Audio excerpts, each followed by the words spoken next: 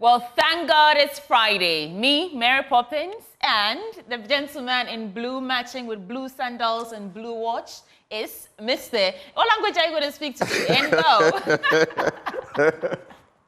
My name is yes, Benjamin Akaku. Today, you caught me. I didn't mean to. So you just made me do a little German over there. We like it when you do that, you know, bring some flair onto the show. But should I give you another one? Yes, please. Portuguese. Go ahead, Benjamin. Meu nome é Benjamin Akaku. Yes, Benjamin. It's your show. Well, it's a Friday, and you can tell already that we are ready for the groove. She's looking all red. You know, we could be in a boxing match, right? Could we? Because in a boxing match, they always have a red corner and a blue corner. Yeah, in pugilism. Okay. But it's a wonderful day, and we're kickstarting the conversation right here. We're serving you the news shortly, followed by the news review. Guess who joins us? Dr. Palgrave Boakye. He is government spokesperson on security and governance. We'll also be joined by Nanaya Osapong, a political assistant to Alan Kwadwo Tremating. We also have Ishaq Ibrahim, Senior Lecturer, School of Law at the University of Professional Studies, Accra. Now, after that, we'll take you straight to sports. It's prime take today with Muftau Nabila Abdullahi. And after that, yeah, yours truly, I'm going to be humbly, yet effectively and efficiently dishing out my blunt thoughts. But then we get into the big stories. Yeah, but first, congratulations to Palgrave. From Palgrave to Dr. Palgrave. Looks like he bagged that PhD. But this morning... You want me to say something? No. I'll resist the temptation. This morning, we'll engage Professor Alex Doduahin. He's Director, Institute of Applied Science and Technology. And we'll be talking about how we can find sustainable solutions to provide our basic needs in this country. So you want to join us today, the Friday edition, for all the conversations we have coming your way on the AM show, the best breakfast show on the block. My name is Sweetie Abochi, and this is Benjamin Akapo in his blue. We'll start with the AM news now.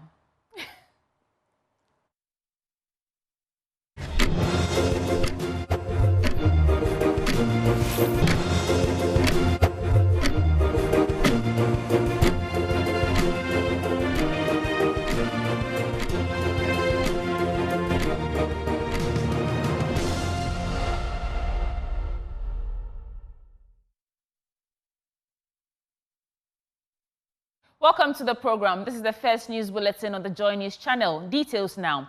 Now, the NPP running mate, Dr. Matthew Opoku Prempeh, promises to support his boss to execute a formidable campaign, offering after the official announcement yesterday. There's more as the NPP is confident the duo is a sure ticket for victory. In a statement released, Dr. Matthew Opoku Prempeh said he is committed to providing unflinching support to the presidential candidate, Dr. Mamudu Bawumia, to prosecute the agenda of breaking the eight. And the statements excerpts from the statements reads, I'm deeply honored today as the chosen running mate of the New Patriotic Party. I am humbled to be nominated by a distinguished flag bearer, His Excellency Alhaji Dr. Mamudu Bawumia, and endorsed unanimously by the National Council in accordance with the provisions of the NPP Constitution. I'm privileged and duty-bound to extend my full support to Dr. Mamudu Bawumia as we work together to realize his visionary agenda of propelling Ghana to greater heights. I view this nomination as part of God's plan for my life, and I am grateful for his guidance in directing my path. I pray for his ongoing guidance as I move forward. I consider this nomination as a call to higher service, a call to sacrifice, and a duty to perform. The NPP is enriched with numerous astute personalities. Therefore, I recognize the significance of my selection and do not take it lightly. I call upon all members to join hands as we collectively strive to achieve our ambitious goal of transforming Ghana into a prosperous nation. And those are just excerpts of the statements that the running mate of the NPP released yesterday on the back of his announcement as the pair to Dr. Mamudu Bawumia ahead of elections 2024. In other stories, Inspector General of Police, Dr. George Ekufu-Dampare, has affirmed the readiness of the police to oversee the December 7th general elections, promising a proactive approach to election security. Speaking at the inauguration of the Eminent Persons Group 2024, the IGP highlighted the success of the police in ensuring violence-free elections, voter registration, and vote transfer exercises with competence and diligence. Dr. Dampare expressed confidence that the same level of security and professionalism will be maintained for the 2024 general elections, aiming for a peaceful process with no loss of life.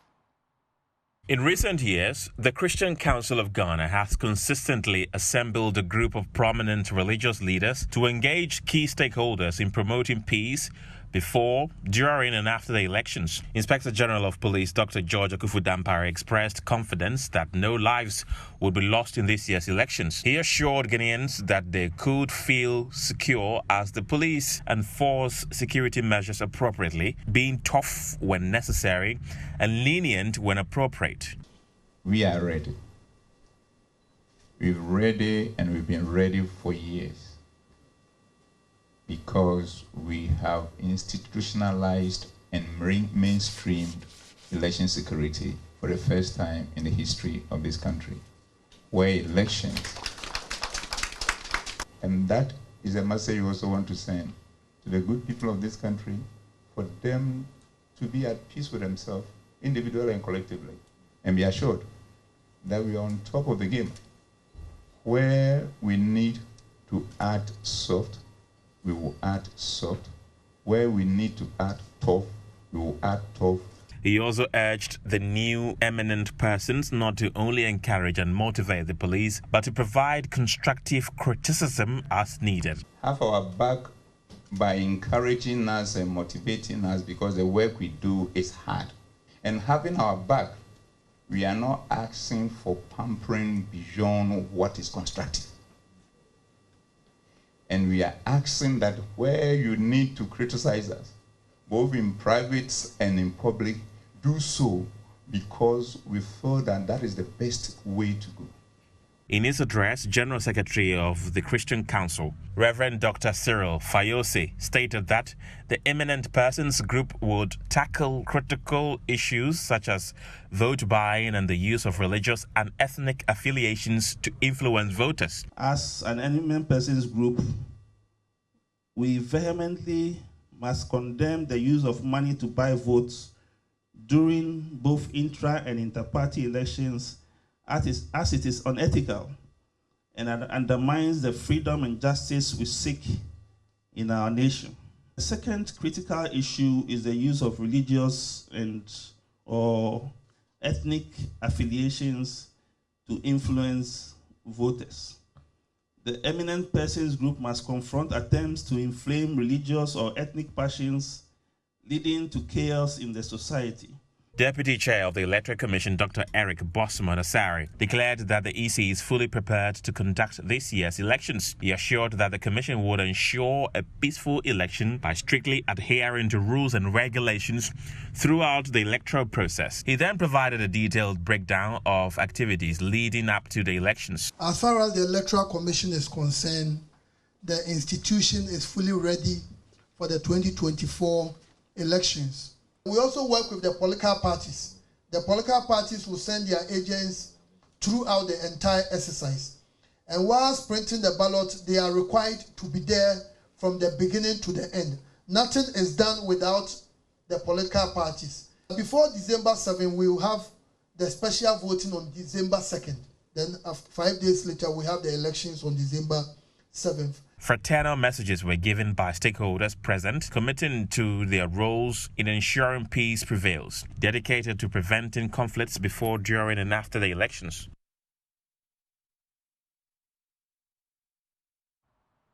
Upper West Regional Director of the Upper West Regional Hospital, Dr. Robert Amesia, will bring you that report now.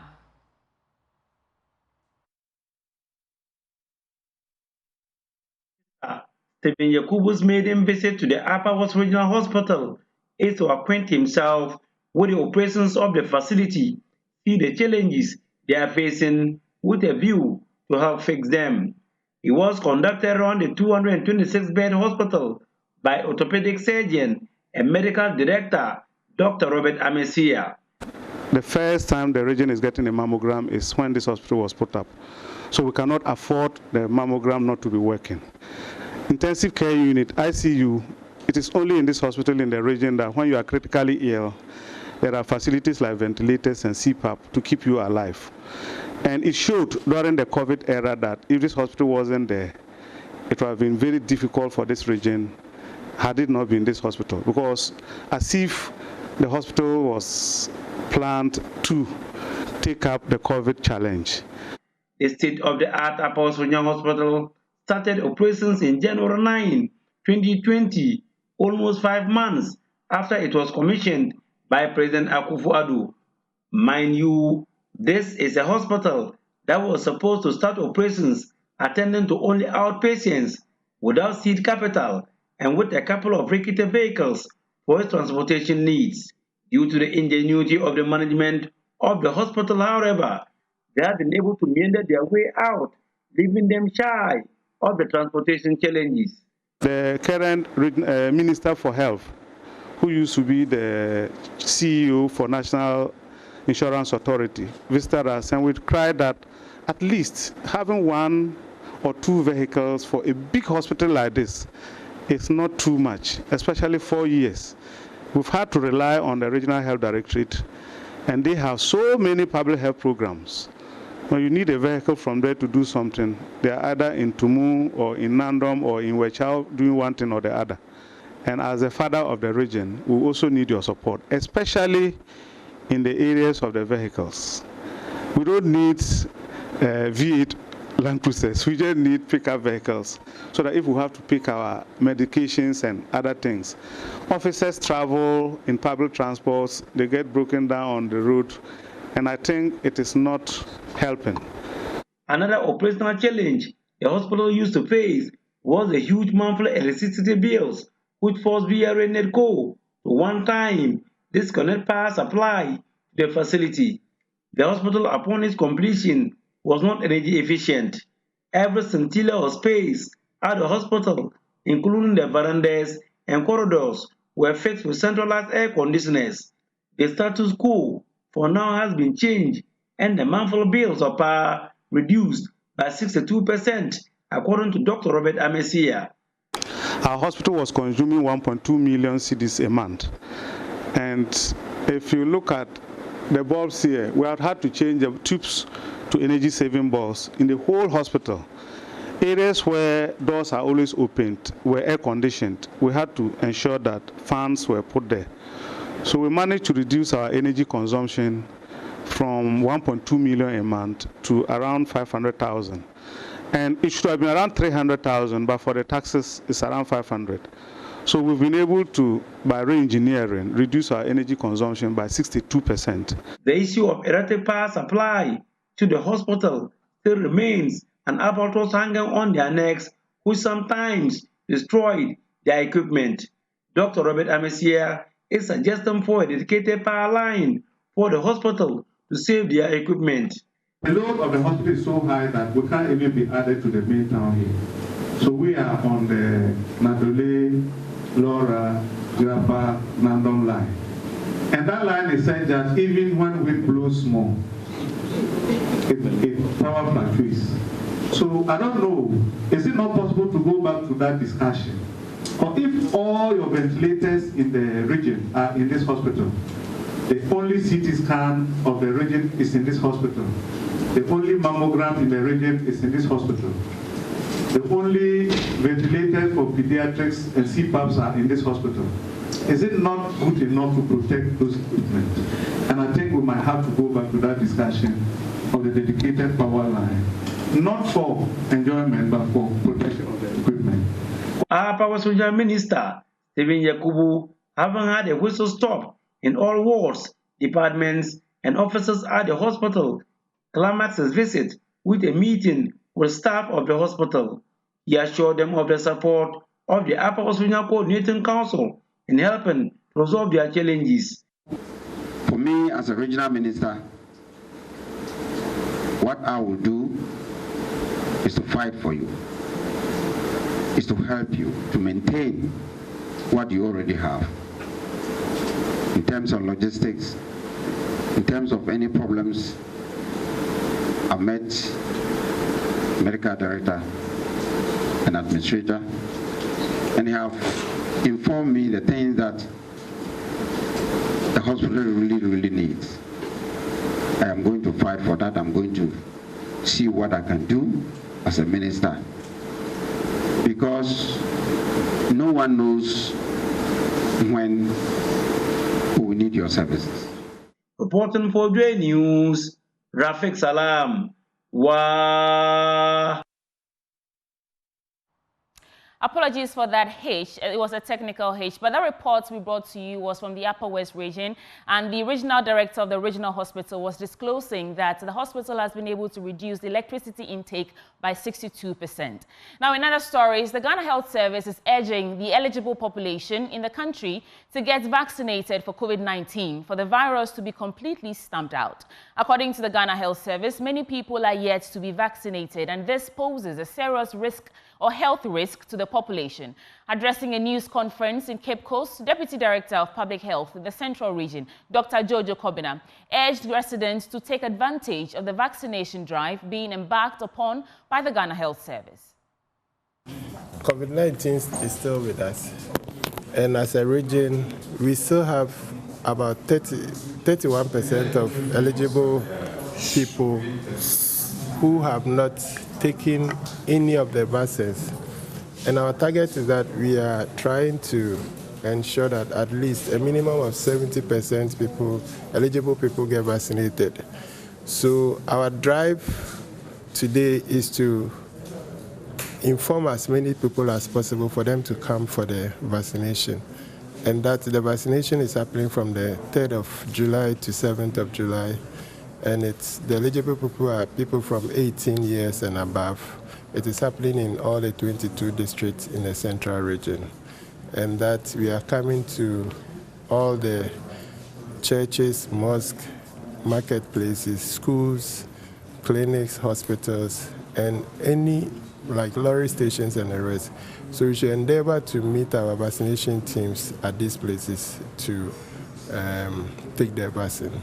That the disease is still with us. Secondly, people need to appreciate the fact that by taking a vaccine, you are protecting yourself and protecting your brother. So we aim to achieve, reach out to over 70% of the population. If we get to 100, that is good, so that we are able to completely eradicate. Not eradicate, because as a future plan, the country is trying to integrate COVID vaccination as part of the routine vaccination that we have in the country. So eventually to be part of what we do regularly. It's not like occasional national immunization days that we do. It will be part, maybe 6 monthly, yearly, based on whether you have an underlying condition or you are predisposed to, or maybe, so that will determine whether you take it yearly or you take it 6 monthly. It depends on the. Children under 10 years in Adotakope in the Agoti-Maziope district of the Volta region are unable to access basic education due to the lack of an educational facility in the community. According to residents, the unavailability of a school hinders physical and human resource development of the community. Fred Kwame Asare was in the community and filed the following report. Adotakope is a remote community situated on the boundaries of the Agoti-Maziope district in the hinterlands. Inhabitants here are predominantly farmers who support their livelihood with proceeds from the sales of their produce and animals. Children born in this community are denied their right to education during the early stages of their lives. They must wait until they are about 10 years to begin going to school because they would have to travel about 5 kilometers to another community. Ela ba suku ko khomela osio ata ne vi de vio na pa mabu e vote fa ike ole suku ile ha edidi mi agbo de sukmali de vio la fu pa o so ka gbe shaka e chila no fu chila fu ka bi ofo ko ba ta de viro ko no ko de tenju gbo suko ko gbo ko musuko damu du ko agdi ko ser moji ne yo kwa ko gbo suko ta su de viro ko pa za ko musuko damu. However, an initiative by the Member of Parliament for Agotime-Eziopi, Charles Agbeve, seeks to bring education closer to the children of Adota-Kope. With support from the GET Fund and the MP's Common Fund, he is constructing a 2-unit classroom block with an office to start a school in the community. It's unfortunate we have to wait this long for the children of Adota-Kope to have easy access to education. But it's better late than never. At least those who are fortunate now will get it. This academic year, we must start this kindergarten. This is just for kindergarten. We will need to at least build the lower primary from class 1 to class 3, or what they are trying to call now basic 1 to basic 3. And to do that will mean if I could use 5 years to start this, if I want to start it, it will take me another number of years. And so I welcome any well-wisher or well-wishers, any company, any CSO, or any NGO, or any company that wants to support me with its corporate social responsibility. I'll be welcomed. The residents hope the classroom block will be completed early for the school to take off in the 2024-2025 academic year. Fred Kwame Asari, Joy News, Adota-Kope. From Adota-Kope, let's go to Winneba now. The Ghana Tertiary Education Commission is asking tertiary institutions across the country to tailor their academic programs to address both national and international challenges confronting society.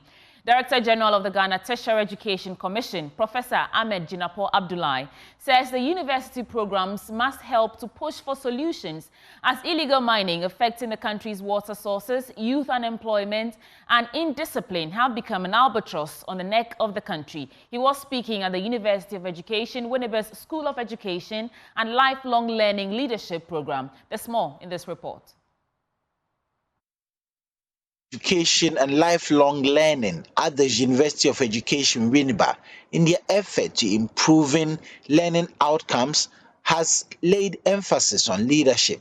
And in order to realize this, the National Professional Education Leadership Qualification Curriculum Framework was developed.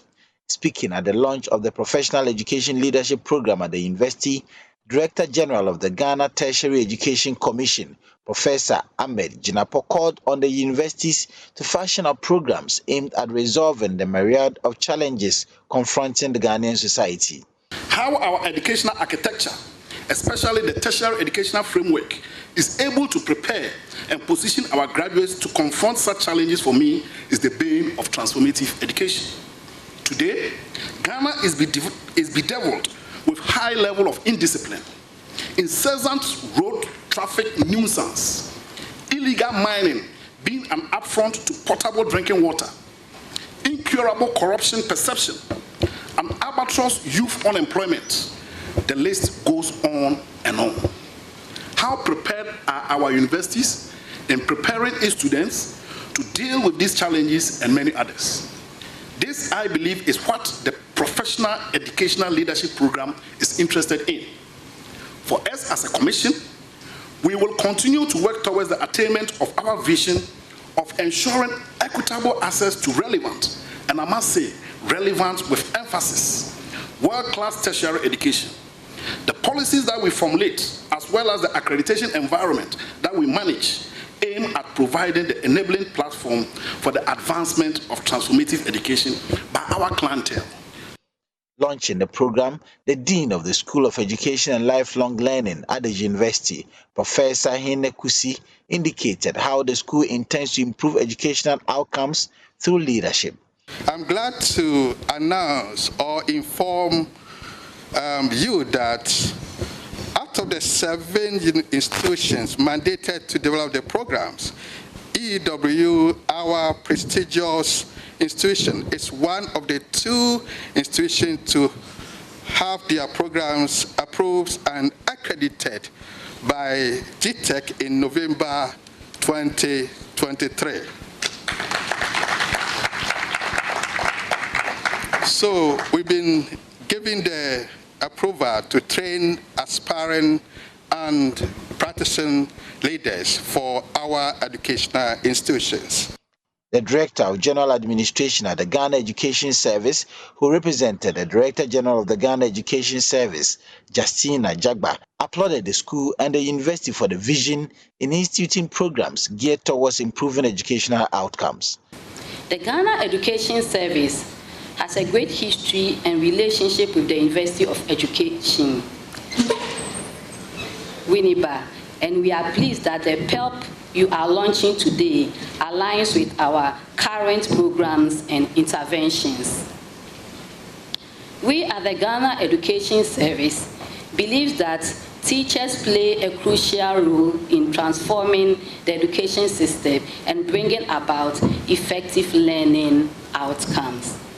These standards have been developed as a professional tool to guide teacher educators, teachers, student teachers, and other stakeholders in education in clearly and precisely identifying what teachers are expected to know and be able to do, what qualities they are expected to possess, and what behaviors they are supposed to exhibit. The Professional Educational Leadership Program was officially launched.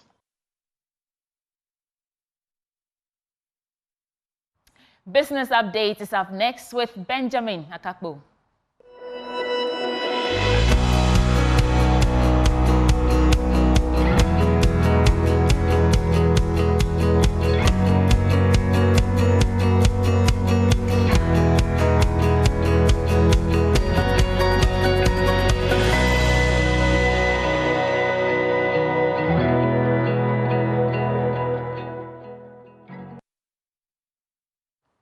Welcome to our business updates for today. Now, former Finance Minister Seth Terkper has warned that the next government to assume office in 2025 will grapple with a significant debt burden. At a recent media briefing on Ghana's economic outlook, Mr. Terkper highlighted that the nation's reserves and financial buffers, which are essential for economic stability, have been exhausted. But we don't have features of this program, which we shall see, which is nothing more than, kicking the can, to future generations and to future governments. And therefore, we think that the enthusiasm should be tempered and also given the sacrifice, particularly of domestic, investors and the vanquishing of our capital market opportunities. It will take us some time, from even the scarce data that we have, to get to these points. The path to domestic and external financial markets remain blocked. And as we shall see, if all we are going to be achieving by 2028, 2029 is 68% approximately of debt, that means that unless we are able as a condition to, between 2026 and 2028 in particular, we are able to clear the humps that have been created, then I'm afraid the dependence on treasury bills and short-term notes would worsen the situation.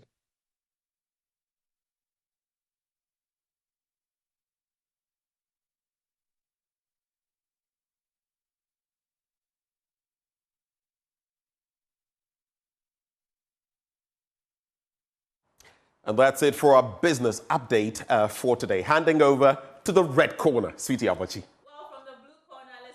The AM show. Time now for the news review. Stick with us. There's a lot coming your way.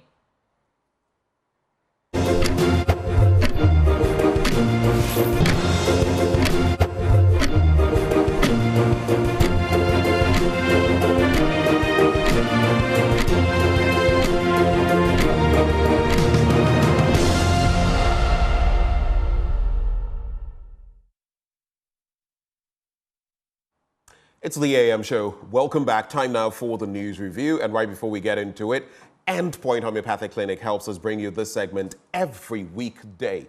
And today is no different. If you're a man, they're offering you prostate screening for free, gratis. If you're a woman, they're offering you fertility screening for free. All you have to do is just make your way to any of their branches or give them a call. But let's start with the branches, starting from here in Accra. They're at Spintex opposite the Shell signboard.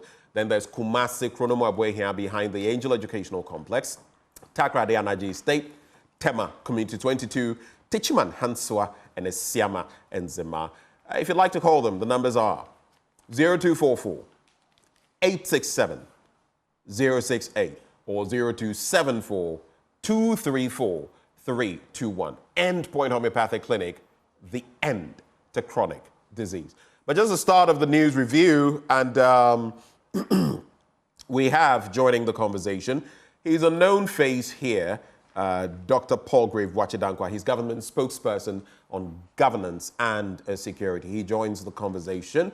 I believe there's a reason he's an all-black. He will be explaining to us shortly. Though I like black, sometimes I don't black throughout, but he has a reason. There's also a first-timer, Ishaq Ibrahim. He is Senior Lecturer, School of Law, University of Professional Studies, Accra. Ishaq, Palgrave, good morning. Thank you. Good morning, Benjamin. Since this is your first time here, have you engaged Joy News in the past? I just want to know how you feel about our new studio. Oh yeah, it's quite it's splendid, quite nice. I think I've joined you online about 3 weeks ago. Oh, yes, okay. Yes, but that was via Zoom. Yes. Online, but today is online, my first online, day. physical. Yeah, yes, today is my first day on the scene. Today we see you in your Batakari. Yes, thank you. Okay, and it's lovely too. Palgrave, good morning. Good morning, Benjamin. Any reason you're clad in black? Is it because of what you told me? Yes, of course. Very good morning to Ishaq and very good morning to your viewing public. And I must add my voice to the immediate passing of Dr. Kojo Mensah Brampa, the Director General for NDPC. Such an excellent development economist who worked 28 years tirelessly, served this country with putting together a policy directive on the Ghana agenda, which many people have always called for in terms of what we need to have to develop this country and the trajectory of that. He was a senior father, a senior brother. He was a mentor. I spent all of my lunches with him in his office, discussing and thinking Ghana. And when you go to his office, you see a new map that he's been able to put together that details all of the mineral resources, details all of the road network, details all of the railway, details all of the industry, the Ghana that we also desire to see in the future. And condolences to the family, the government, and the New Patriotic Party. We've indeed lost such a noble gentleman. Well, thank you so much for those comments. And I condoled with him, his family, and the nation as a whole, because we've lost someone prominent. But let's quickly do this. A minute each. Okay. Ishaq, I know you're familiar with this. Before we start the news review, we allow you to just briefly, in about a minute, talk about something that is burning on your heart. I'll start with Palgrave, and then I'll come to you. Okay. A minute each, so that we can make the most of the time for the newspapers. Well, you know, Benjamin, I graduated last week. Yes, Dr. Palgrave Boakye. And I did my thesis topic was on servant leadership. Yes, and organizational citizenship behavior among public sector workers in Ghana. You're a pastor, you're a reverend. And I used the moderating role of task interdependence. Just to let people know that I looked at the 5 dimensions of servant leadership by Babito and Wheeler, and spoke about altruistic calling, persuasive mapping, wisdom, emotional healing. And one of the things that is on my mind is that if we continue to have leaders in the country who practice different styles of leadership, including servant leadership, I think that we would have the desired country that we also expect. I'm minded to see that CLOSAC is on strike. And so that brings a number of what government desires to do in a few days to a halt, because that's about 60,000 plus workers in the public and civil service who have put down their pens and are negotiating various dimensions of their salary and their cost of living allowances. And I would want to say that at the negotiation table, government always comes to ensure that we are meeting the needs of the Ghanaian people. And so one of the things that is on my heart is that as we go into a very heated election of 2024 from both sides of the New Patriotic Party, the NDC, the various smaller political parties, let's look for leaders that exhibit certain styles of leadership traits, and I would propose the 7 leadership traits for this country. All right. Let me just salute Derek Ekosam. I see you watching along with us. Good morning to you, sir. One of my producers. Yes, okay. Ishak. Yeah, thank you. Just to say a word about your introduction, I'm actually a lecturer, but not a senior lecturer in the University of Matters. Oh, then I've been deceived, and I have reoriented myself. Yes, but so nevertheless, I'm the lead lecturer for human rights law, and I'm very, very passionate about human rights.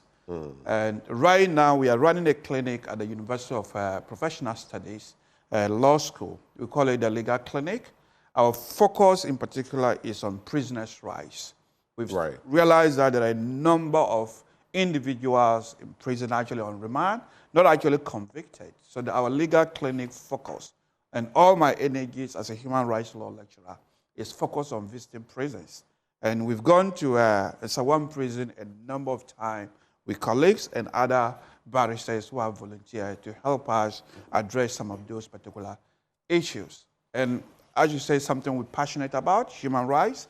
Our next focus is to visit some of the witches' camps around the country. Oh, the witch camps. Yes, and we are currently... Kukuo. So we have Gambaga, which is the most famous one. Then we have Kafaba around the Salaga area. And I myself have spent almost a week and a half at the witches' camp in Gambaga, documenting their stories. And Gambaga is where we've done a lot of those, especially in Gambaga. That's right. Then that means we'd like to partner with you because we are currently partnering with the University of California and the American Embassy to run a legal clinic. And we need all support to promote those rights. I can say that when it comes to those social issues, Joy News stands out, but it is above my pay grade to say anything of the sort. I believe those in charge, the managers of the channel and others, will collaboratively, if you interact with them, we'll see what can be done. But hold for me, just bear with me. We'll be back shortly, and I'll be introducing my final guest, and then we'll take it from there. Brief break, don't go anywhere. We'll be right back.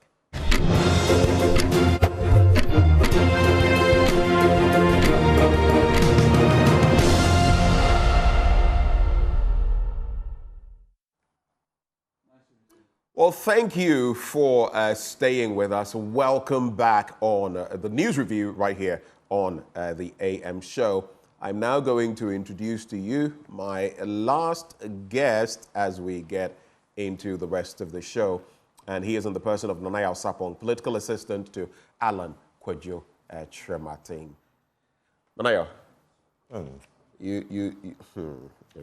Good morning. You're a fine gentleman. You know. I see where you're going. I hope you're well. I'm doing good. All right. We're just about to get into the papers, but since I've already given each one of my guests, as I would traditionally do, a minute to reflect on something very important to them, I'm going to give you same. I know you are likely going to talk about Alan Kay. What are you going to talk about in respect of him and the Alliance for Revolutionary Change? Why would you think that I want to? Oh, likely, maybe 60%.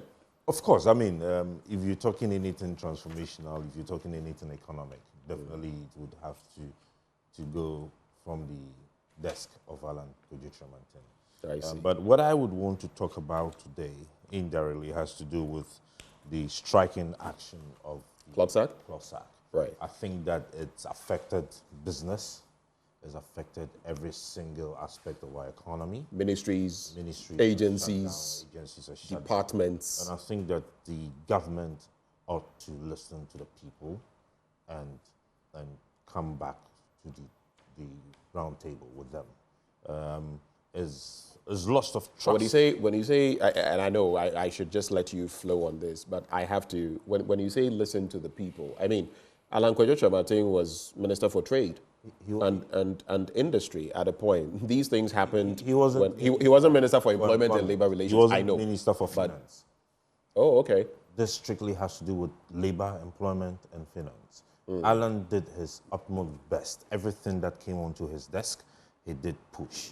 And I do not think that during Alan's tenure as Minister for Trade, you heard about Guta and fleet forwarders and all of those. Oh, there were actions. There were actions, but not actions that did affect the state as this one is affecting the state. Right. Of course, and there were actions which he took swift actions to actually revert the situations.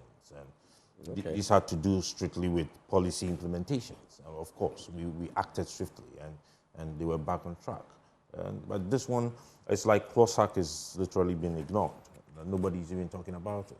But it's affecting government business. Well, we have definitely been talking about it. We in fact, went to one of these. We went to the ministries. And this is where Alan comes in.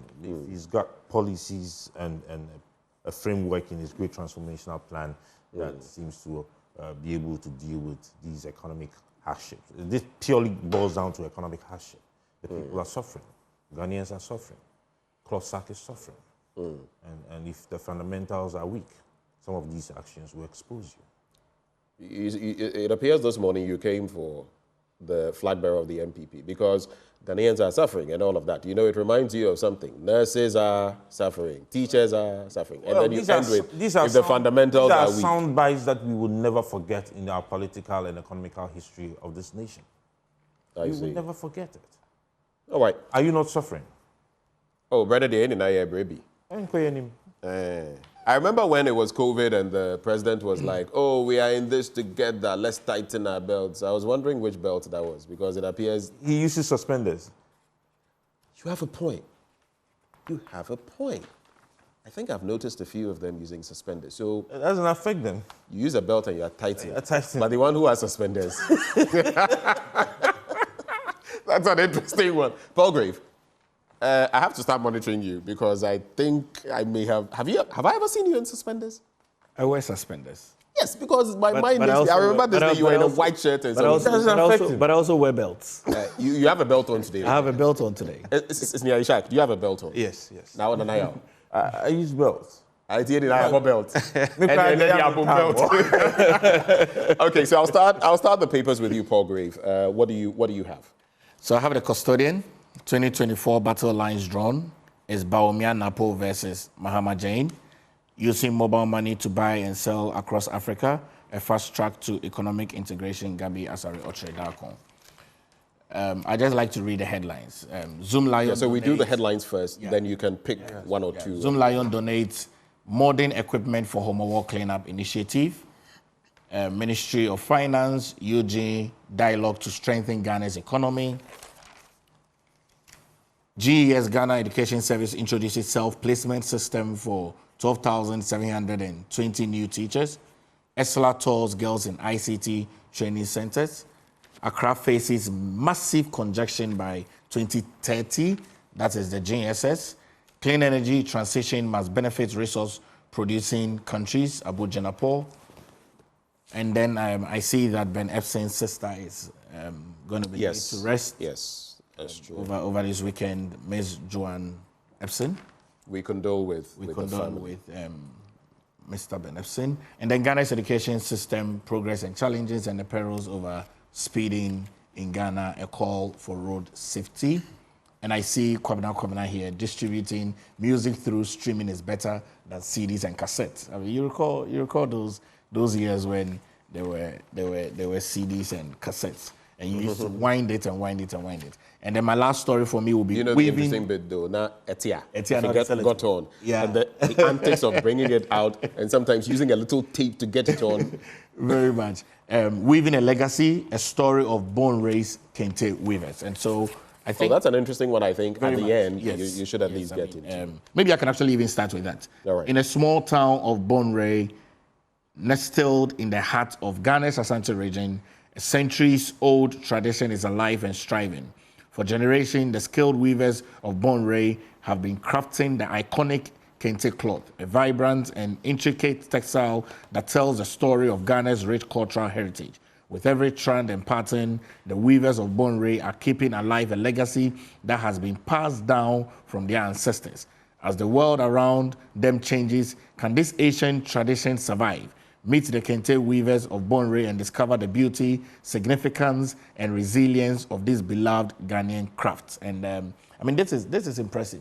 I know some young people in Ntonso who are also very close to Bonray as well, who do some very, very beautiful Kente weaving. And we must commend them and also have them continually do their work. I would go into clean energy transition must benefit resource producing countries. Abu Jinapo, the Minister for Lands and Natural Resources, Samuel Abu Jinapo, has called for a fair balance between the quest to tackle climate change and the continuous exploitation of mineral resources. A global campaign to tackle climate change may affect the traditional approach to mineral exploration, necessitating a significant shift in policy. And then Mr. Asare Ochridakun, using mobile money to buy and sell across Africa, a fast track to economic integration. For over 6 decades, from the Mali Empire through to the OAU Summit of May 1963 and incrementally to date, African unity has remained but a collective dream, one that has been sustained more by a recognition of its existence and essence rather than a conviction of its manifestation. In 2021, with the coming of the being of the African Continental Free Trade Area, after Africa began taking clear, deliberate steps of greater conviction towards building the world's largest single market in terms of member states. The challenges are, of course, many and varied. But if there is one practical instrument that can now ensure that the desire to bring our 55 nations and 1.4 billion people together, then that should be our telecommunication handset. And that's a story by Mr. Gabi Asare Ochridakun. Now, the big story, 2024 battle lines drawn. It's Bawumia Napo versus Mahama Jane. The 2024 battle lines for 2024 general election have been drawn following the overwhelming endorsement of the nomination of Dr. Matthew Opoku Prempeh as a running mate of the New Patriotic Party flag bearer, Dr. Mahamudu Bawumia. The National Council, the second highest decision-making body of the governing New Patriotic Party, yesterday endorsed Dr. Opoku Prempeh, affectionately called Napo, in line with Article 13, Clause 3.1 of the party's constitution, which states that the party's presidential candidate shall, in consultation with the National Council, nominate the vice presidential candidate. And speaking immediately after the confirmation, the General Secretary, Mr. Justin Kodia Frimpong, said, "I am happy to report that after the necessary consideration, the National Council of the party unanimously endorsed the presidential candidate's nomination of Honorable Dr. Matthew Opoku Prempeh, Member of Parliament for Menchia South and Energy Minister, as his vice presidential candidate pursuant to Article 13, Clause 1. And I think that this is a very important role that is going to churn out the success of the 2024 general election, especially for me as a member of the ruling government and a member of the New Patriotic Party. I'm confident that Alhaji Dr. Mahmoud Bawumia's selection of Dr. Matthew Opoku Prempeh, the man who implemented President Nana Dankwa Akufo-Addo's free senior high school, is the man that would lead us, together with the flag bearer of the New Patriotic Party, Alhaji Dr. Mahmoud Bawumia, the incoming president of Ghana, the one who will lead us into the success and the victory. And we have considered that this is a very great pair. His passion for education, tenure as a minister for education, energy minister, huge recognition within the grassroots. Menchia South MP from 2008 to date, won successive elections in the various constituencies, been able to put together the constituency, bring infrastructural development. I wish the New Patriotic Party the best, which is the party that I belong to. And I'm certain that in the next few days, we would adore him on Tuesday at the Jubilee Park in Ashanti region, whilst we have introduced him to the king, the Otufo Osei Tutu as well. All right. I didn't expect that you would wish the worst to the party that you belong to anyway. I mean, I wish the party the best, the party that I belong to. I don't think anyone forget you'd be wishing them the worst. But Ishak, I observe a lot. I noticed when he said, incoming president, you winced. Why? I know I'm being mischievous, but I'm not sure whether your observation was correct. I think the two pair are capable of winning power. Actually, among all those names that were being speculated, I've always thought Napo would be a very good running mate. Why? Why? I think the energy that he would bring. Bawumia is seen, I mean, if you look at the way the party itself projected him, Bawumia had always been a very patient, careful, planning individual. Napo dynamics is a bit different. Calculated, huh? Yes. So sometimes, that's why some people claim he's arrogant. Meanwhile, as other people have said, his assertiveness had made people to believe otherwise. And I believe the energy that he's bringing to their ticket as well as the region he's coming from. I think he will be a very good mate to that of Bawumia. All right. So I'm actually in agreement with him that it was a good pick for the ruling party. I have differing opinions, but sure. Opinions I have shared. Not to say that he is not a... I mean, whenever there's a pool, right, you have everybody qualified. It's like a job application that strictly says maybe you must have this, maybe you must speak X languages, you must do this, you must do that, you must have a bachelor's in this, you must have a master's in that. I mean, everybody who is coming has those credentials. But they say sometimes your first class will get your foot in. Okay. But beyond that, you better know something. So, and I'm sure as an academic, you know some of these. But I'm not going to belabor the point. I'll rather let you, the guests, talk. Nanayo. Oh, brother. Dr. Matthew Opoku Prempeh. Napo. If you don't like, go for your own timetable. Doom CSC. Beautiful sound bites. Free SHS. You know, you can look at the negatives, you can look at the positives as well. Obi and are all black, but when you consider him, his pairing with Dr. Mahmoud Bawumia, some have even gone as far as saying that with his temperament, and I see some attempt to, which I think is not bad. Fifi Bafo coming in, of course, a very, pretty sober, though sometimes I have made him get agitated. I succeed in doing things like that to speak for him from what we've seen. But Matthew Opoku Prempeh, for you, your analysis? The NPP as a party, they had no other option. Could you speak up a bit more? The NPP as a party had no other option, in my view. They had no other option? They had no other option. So this one, it was a forced pick? It was a forced pick.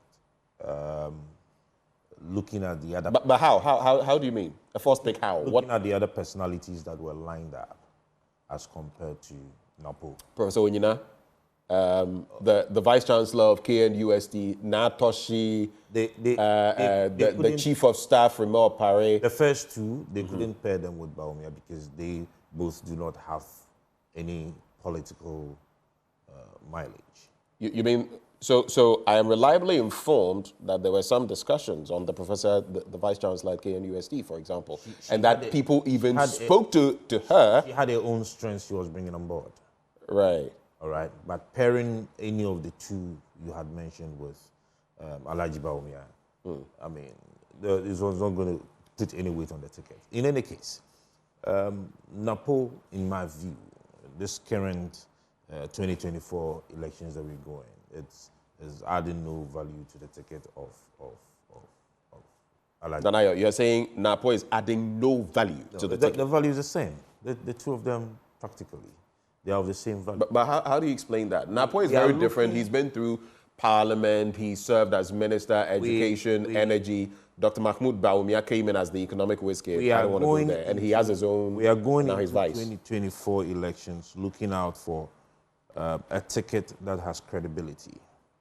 We are going into the 2024 elections looking at a ticket that has a transformational vision.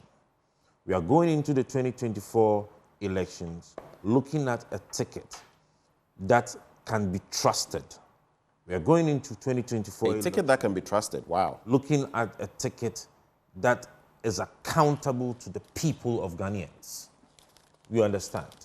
This is what Ghanaians are going to look at. Credibility, transformation as in vision, trust and accountability. Putting Napo and Alhaji Bawumia together, putting JDM and Nana together, bringing on board Alan Kujo Tremantin. He's not picked his running mate yet, but even as a standalone, the three on the line, nothing should tell you that Napo, Bawumia, Jane and JDM can ever be compared.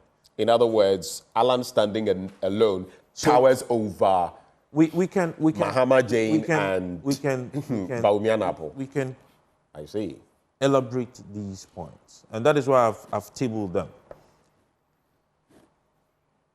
I am asking you as an individual, would you trust Napo Bawumia's ticket on the issues of our economy?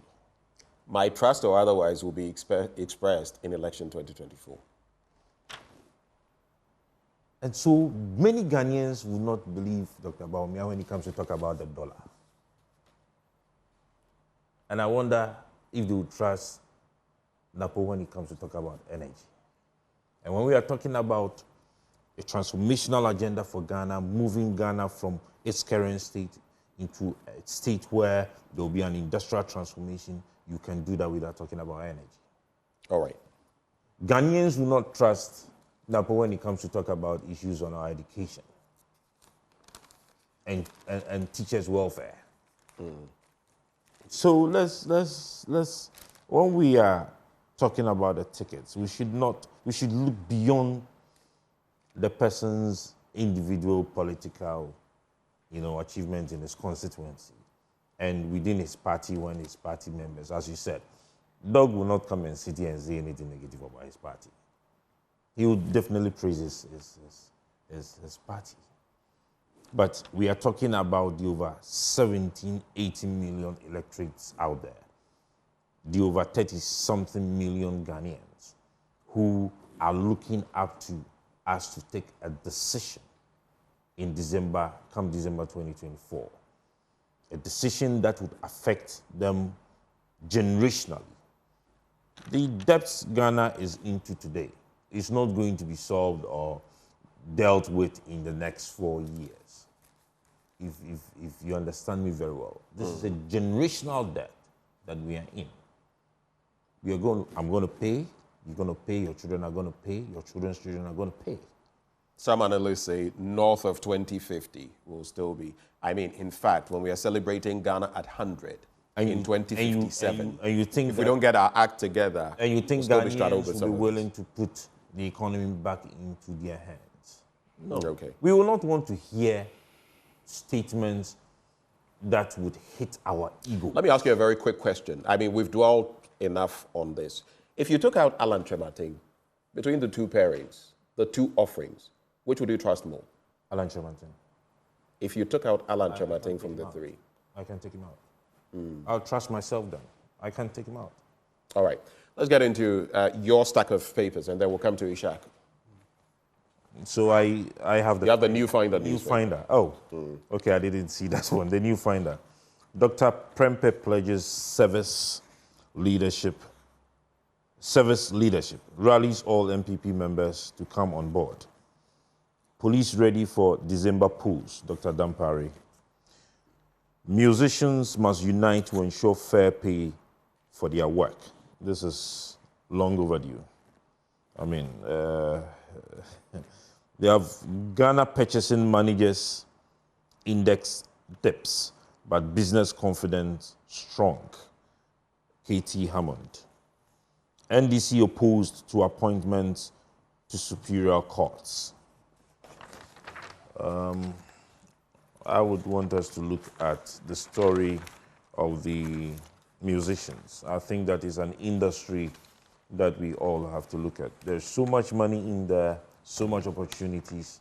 I think that Ghanaians as a country are not harnessing enough from there. And he says that the president of the Musicians Union of Ghana, Musica, Bisa Simmons, has called on all musicians to unite in support of efforts to secure royalties from their intellectual property. The plea comes as Ghana Music Rights Organizations, a sister organization of Musica, faces several lawsuits that are hindering its ability to effectively collect and distribute royalties. And I don't know if we can look at this first. Oh, we can look at them just a bit quickly so that we can get into other papers as well and have more time to analyze. But yes, go into that. Our creative industry needs serious support, in my opinion. I think that... it didn't start today. It's been something that, looking through this republic, some have done a bit more than others, but we've actually not been fair to... Even this latest bit, let me just chip in. The Grammys Africa thing and how we missed out and everything and the benchmarks to be met. Stonebwoy was complaining about that. I feel these are things where the first mover advantage in marketing is crucial. And I just don't think that... I feel for for our creative industry, small as we are as a country, you look at us back then versus even a monster of a country like Nigeria versus even South Africa. Look at cinema. When Kwawansa was attaining strides, the South Africans were learning from us. Yes. Today, where are we vis-a-vis Nollywood, vis-a-vis the South Africans? So, as for creative arts, sometimes I don't even want to talk about it. We don't have to give up on them. I think it is leadership, lack of leadership and managerial skills. I think that those of the persons who have learned over the years would have to sit down with them, and then they would have to be ready to learn the management and entrepreneurial aspect of the creative industry. It's not just about making the music and making the noise, putting the movies out there and making the noise about it. It's about how you manage it from the time you bring it out, the entrepreneurial aspect of it. And I remember very well that in one of the interviews of Alan Tremontin, he made a statement. He said that every talent, every skill you would have, but how to make good use of the entrepreneurial aspect of it, that is what would make you money. It is not about how talented you are. Even in the football, in the sports fraternity, we have very skilled and very talented ones. But it's just quite recently that you would see some of our stars. There are very talented footballers who never got anywhere. That's what I'm talking about. It's because they didn't get that opportunity to be managed well. They didn't get that opportunity to make good use of the entrepreneurial aspect of their talents. And I think that we need to be able to help them in that. Right. And then if you look at the page 8 of the new finder, it says police ready for December polls, Dr. Dampare. And the last one I would also want us to look at is a Closac strike enters day 2 as more offices remain closed. We've already touched on that. So the Inspector General of Police, Dr. George Akufu Dampare, has declared the Ghana Police Service's readiness to manage security in the country before, during, and after the upcoming December 7th general elections. He gave this assurance while speaking during an engagement with the eminent group formed by the Christian Council of Ghana. I think the police would have to do more than this, more than just assuring us. They should be able to put all parties together, sit us down, and we would have discussions over issues. We would have in-depth discussions. They would have to be able to do this. Sometimes they overlook certain things that triggers some of these actions. And they should take a cue from what happened during the limited registrations and voter transfers, all the packets of violence that happened, all the issues that triggered those violence incidences. We should be able to, they shouldn't just limit it between what we call the duopoly. They should look beyond that, because as it stands, we have serious contenders like Alan Tremontin who are making impacts, whose persons and their organizations are also making impacts in all the constituencies. Ishak, let me come to you. I've not taken reactions from you. Let me come to you on 2 issues. And because you're a lawyer, I want to run those by you. I've seen one in the paper, the first paper you have. CJ bounces Martin Amidou in respect of the special prosecutor. But before that, the Supreme Court and, well, I should say the Chief Justice and her purported nominations, the 5, including the judge sitting on the Atoforsen case. I mean, this is the first time as a student of the law that I'm hearing something like this happen. Usually it will probably be the president pushing through, and I stand corrected. Some people have railed against that, and our sources revealed that even the Ghana Bar Association was not in favor. They turned it down, yet the names were submitted to... I mean, they turned it down expanding the Supreme Court? No, in terms of the Chief Justice being the one to... And yes, other matters standing through. How does that resonate with you? And like I said, it's the first time I am hearing that a Chief Justice is going ahead to do this. Usually you would hear that, well, based on recommendations, this goes to the president. How do you react to that? I think I don't really have something in principle against the Chief Justice recommending to the president to appoint people to expand the Supreme Court. The Constitution actually gives the president the power to do that. It's not actually restricted in, so to say, there is a restriction, or maybe like an election year, you ought not to do this, as you compare it elsewhere in the United States. Appointment of Supreme Court judges is always controversial, so Ghana is not actually an exception. But if, for example, I've read somewhere the minority claims it's actually in breach of the Constitution. In that instance, the Supreme Court will have the opportunity. But what is your reading? When you read the Constitution vis-a-vis what is happening? I think the president have the power to appoint those particular people to expand the Supreme Court. Right. Yeah. I see. And some have also said, just to wrap on that point, those who have said, and I'll allow you to read the story so that later it makes a lot more sense for those who may not have followed the story, that it also breeds some level of favoritism. Why these 5? Why not any others? Why not this? Why not that? And it's because it's the CJ presenting the names. Do you get it? Yeah. That has created some sort of...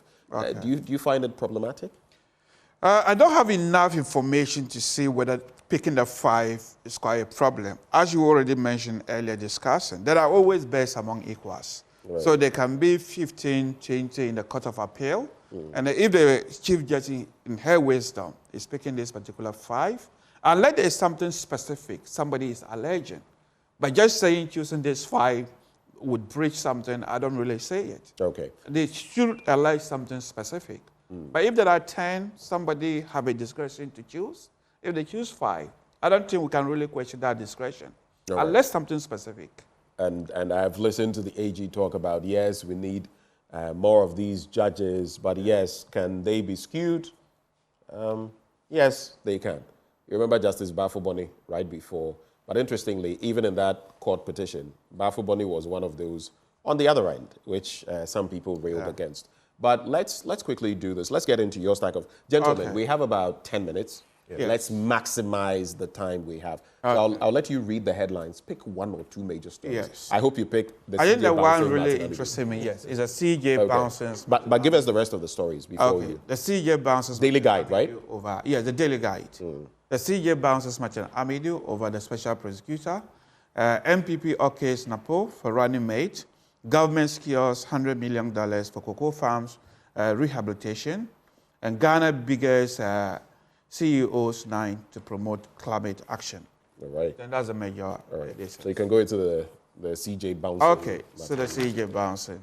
So the Chief Justice, Gertrude Tukumo, has dismissed a petition by former Special Prosecutor Martin Amidu, which sought to remove his successor from office over allegations of procurement and human rights breaches. Information available indicates that the Chief Justice, after careful consideration of the petition, came to the conclusion that the factual and legal foundation of the petition fell short of the standard required to establish a prima facie case for the removal of Kisi Ajibang as a special prosecutor. Yes. Should I talk more about it? I think, you can share your thoughts. I think when this story first broke up, I had the opportunity to be interviewed by GTV and TV3. Right. And I had always have reservations about the way the petition itself was developed. Nevertheless, I didn't want to do the work of the Chief Justice. Right. But I believe there was... But now that, she's established that there is not enough weight behind it, there's no prima facie case, it's done. What is your reaction? Yes. So I did even speculate the fact that it will not be successful. Okay. And I was surprised that his Martin Amidu was actually bringing it, seeking the removal. You know, later he came up with and the whole thing. Yes. Ordinarily, when such petitions go, you shouldn't know who petitioned, right? Yes. But in this instance, somehow. Yes. But you were surprised that he did. He did. Why? Yes. Why? I mean, it was, for me, it appeared inappropriate for you to be seeking the removal of your successor, especially when those excuses that he was giving was not credible enough. For example, among them was the allegations that even though he had certain people, even though he had police powers, he had breached some human rights violations by seeking to arrest those people. He couldn't point to the specific human rights violation that he had breached. As a human rights lawyer and a lecturer in human rights law, There's nothing wrong with citizens being arrested. Right. If you can point to the fact that they have certain questions to answer. Right. And then the inducement of personnel from other sister organizations to the Special Prosecution Office. What is wrong with that? Yeah.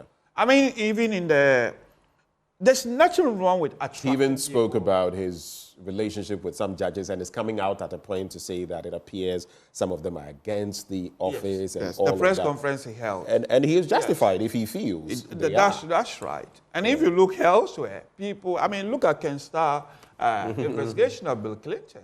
He was regularly giving updates. Yeah. Even though I wouldn't want him to give update, that would tend to influence the way the court conduct its business. And what he did not suffice at that particular level. And other things, procurement breaches and other things. Yeah. And I think because it's also a new office, we should give him room to make some few mistakes. And I mean, we have to be careful with that. Yes. This is the law we are dealing with. Yes. He himself, a lawyer, someone Yes. who has taught me before Yes. criminal law. But when it comes to these matters, the room for such mistakes are pretty small. Well, law but enforcement, as a human institution, Yes. there will be some of them. There will be some of them. And I think most of the things that he was alleging, as a Chief Justice, have now agreed. There's no prima facie case. But if you look at them, they are frivolous excuses. Frivolous? Yes, I think so. Yes. And you wouldn't have expected that of Martin Amidu? No. All right. Yes. Do you want to get into another paper, or is there something else? I think there was, I think there is a major thing coming, but not that of Ghana. The British election is quite very important. Interesting surprises. Liz Truss has been booted out. Yes, from his seat. Well, I understood he's a shortest Former Prime Minister. 49 days. Yes. So, and his performance, you can remember when he became Prime Minister, within 3 days, unfortunately, our fellow Ghanaian was actually his finance officer, the Chancellor. Yeah. We couldn't melt down within 2 weeks. So I expected that to happen. Anyway, so if you've been following, the last time I checked. This last statement. Fellow Ghanaian? I may have missed it. Fellow Ghanaian. The Chancellor was Ghanaian. And I think it was unfortunate that a Ghanaian was in the... I just love the fellow Ghanaian. No, not necessarily. Don't misunderstand me. I mean, I know the guy as a Ghanaian, being a Chancellor. Within 2-3 weeks, the British economy melted down because he was appointed. Do you feel if it were someone of a different extraction, the case would have been different? No, that's not what the point I'm trying to make. I wish it wasn't a Ghanaian in that situation. But then it was from a Ghanaian background. Well, it comes with. We were happy when a Ghanaian was there. When he was booted out. I'm not talking about. I love the phrase "fellow Ghanaian." Oh, what better way to have? He's trying to be sarcastic. I mean, a colleague Ghanaian would sound good. Fellow Ghanaian. I think fellow Ghanaian. No, you don't get what he's saying. I understood him. You understand? I think the president announcement in COVID-19 is why. Yeah. So at least maybe he has a case. Maybe they had COVID affecting their finances as well. I mean, one of the reasons why the Conservatives in Britain have booted out, I understood Keir Starmer has gained enough seats to become the Prime Minister. COVID was surely a contributing factor. So as of the last time I checked, and it's been quite a while, but the Labour Party had 326 out of the 650 seats. That's right. Yes. Already they would have needed 325 to get half of it. They had at the time 326. Rishi Sunak, the British PM, had conceded. He said the people had delivered a sobering verdict. I like how sometimes these people, sobering verdict, one that will give you reflection. I can think of other places where, Charlie, it's not like that. Other places very close to me. And consider that the Labour Party had won. Notable wins, Nigel Farage, you know him. Yes. The leader of the hard right Reform UK party. He won a seat after 7 failed attempts. 7.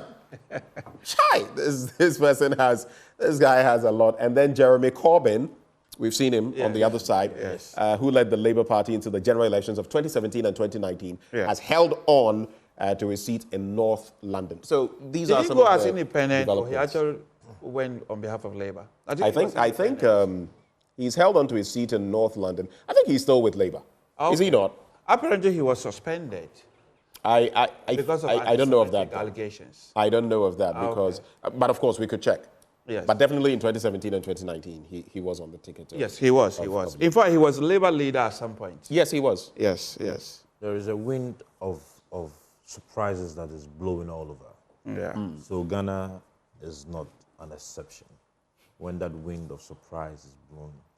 Palgrave, you know, we usually do something with the US elections when they happen. Let me move from the UK to the US. And it happens in November, ours is in December. Then people will start permutations. Oh, the Republicans have won, so or the Democrats have won. Or maybe the elephant symbol has won, so Are we going to do those permutations this year? Well, you see, for me, I don't want to subscribe to those permutations. I want to subscribe to the new leadership that Ghana is going to receive, especially from Alhaji Dr. Mahmoud Bawumia as the running mate, as the flag bearer of the New Patriotic Party and running mate of Dr. Matthew Pukuprempe.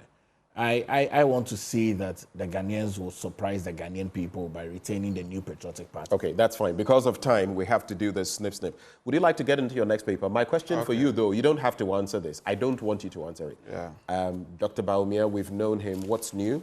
Matthew Pukuprempe, we've known him. What's actually new again? But anyway, it's a rhetorical question. It's not meant to be answered. Quick what thoughts. if I want to? Quick thoughts. Because of time, unfortunately, we don't. Yeah. What is this? The Searchlight? The Searchlight, yes. The Daily Searchlight. Yes. So let's do this in about 1 minute so I can quickly do this and we're out. Okay. But then the judicial. No, we don't have time. Yes. Okay. Please, let's Which go one? to it. Okay. It's the NDC descent on Akufo-Addo CJ, accuses them of alleged plot to pack Supreme Court. I think we've already spoken about that. We already have. I mean, if there are stories we are regurgitating, we don't have to get into them. Okay. It's a way. I think it's more focused on international. Biden says he screwed up, debate, but vows to stay in election. A move that all local government authorities should copy. Hamas faces growing public dissent as Gaza war erodes support. Okay.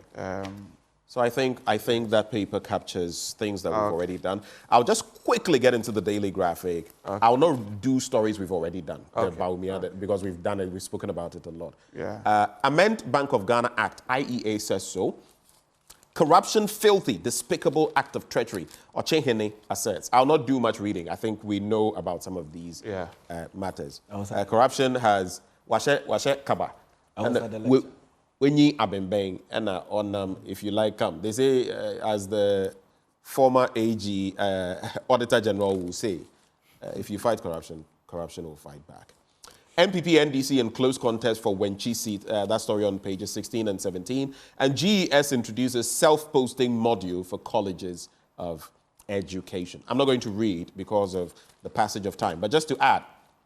ECG recovers 11.44 million Ghana cedis from defaulting customers, and Austria presents trained dogs to Ghana armed forces. It's to also work on the bond of friendship that has, the enduring friendship, in fact, that has existed between the two countries. The Bank of Ghana Act, maybe let me just, because this is a bit technical, I know what, so the Director of Research the Institute of Economic Affairs, Dr. John Kwache, has proposed an amendment to the terms and conditions of the service of board directors of the Bank of Ghana so that their allowances will be determined by Parliament to insulate the bank from executive control. It goes on and on.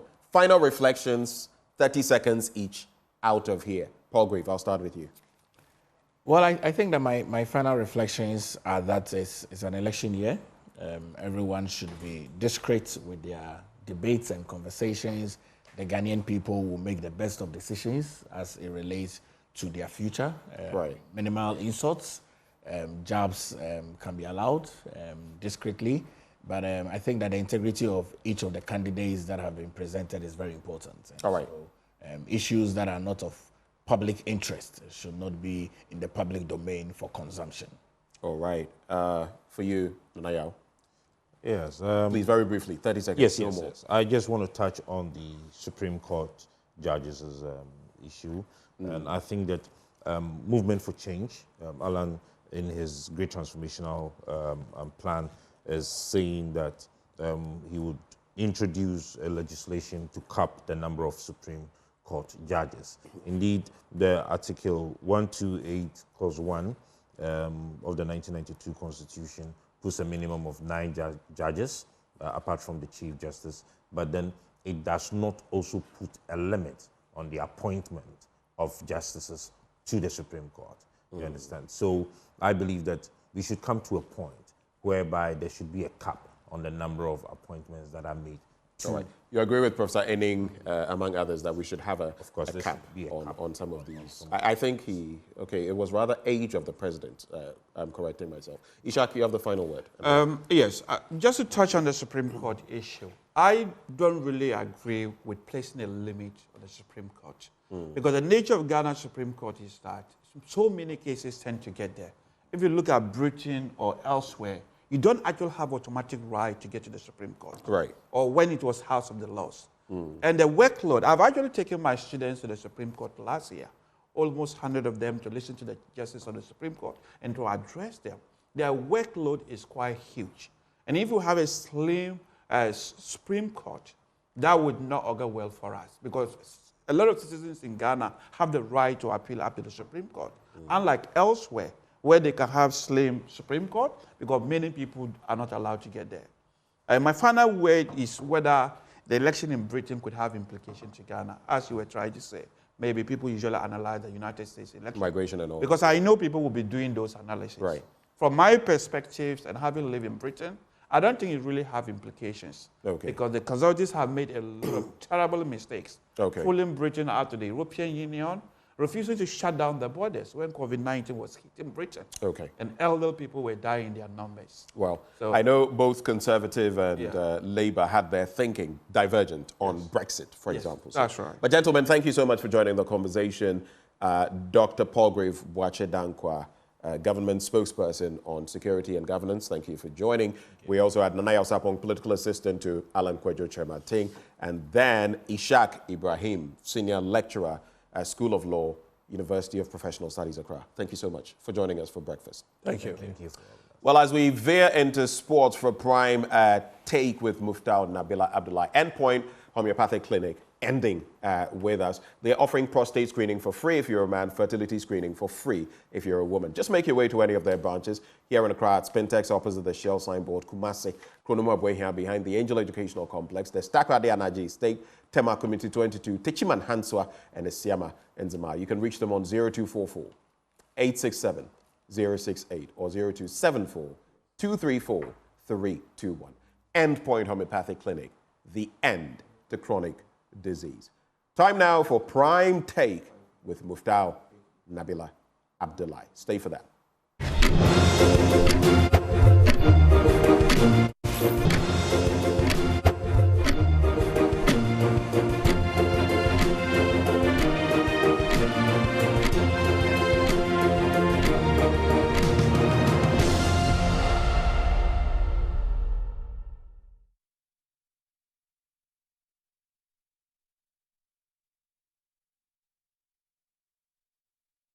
The stories we often hear about juju in football are real. So far as there is the existence of Satan, as we Christians know, Christ came to redeem us, but he came, Satan, to destroy us. How can a player train the whole week and tell the spectators that I'm going to disgrace myself at the stadium? A goalkeeper, a ball will be coming and it will just slip and pass through the legs and go and score. Brother? In fact, there is something. There is something. And those days there was juju. Throughout my playing career, I saw something. The woman who helped me to play football again. When we are going to the stadium, you give us an egg.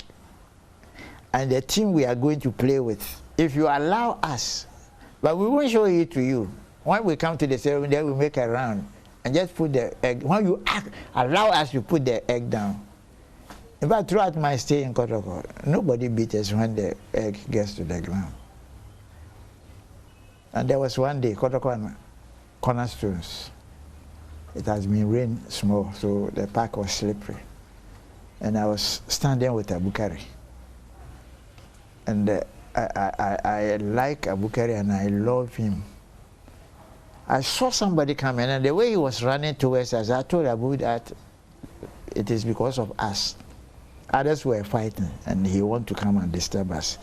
Then Abukari said, Osei, stand at my back. Then he removed some belt. As an amulet or something? Amulet. And put it in his hand. When the guy came, Abukari just raised it, and the man, as if somebody has booted him, fell down, boom!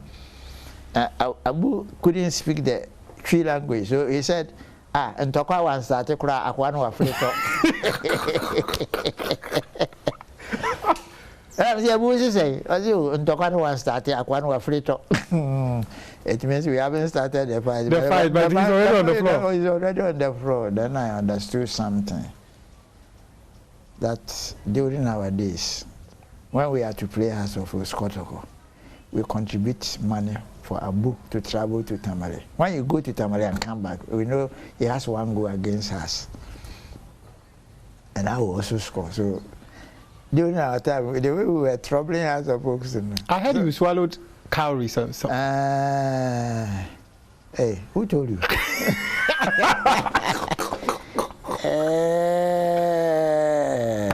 And unfortunately, that brought the end of Robert Mensah.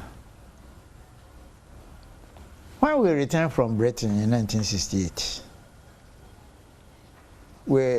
before leaving, there was a league going on. Yes. But we asked permission that when we come back now, we will play the remaining matches as outstanding. So you swallowed the calories? I'm telling you the story, then you are drinking the soup of it.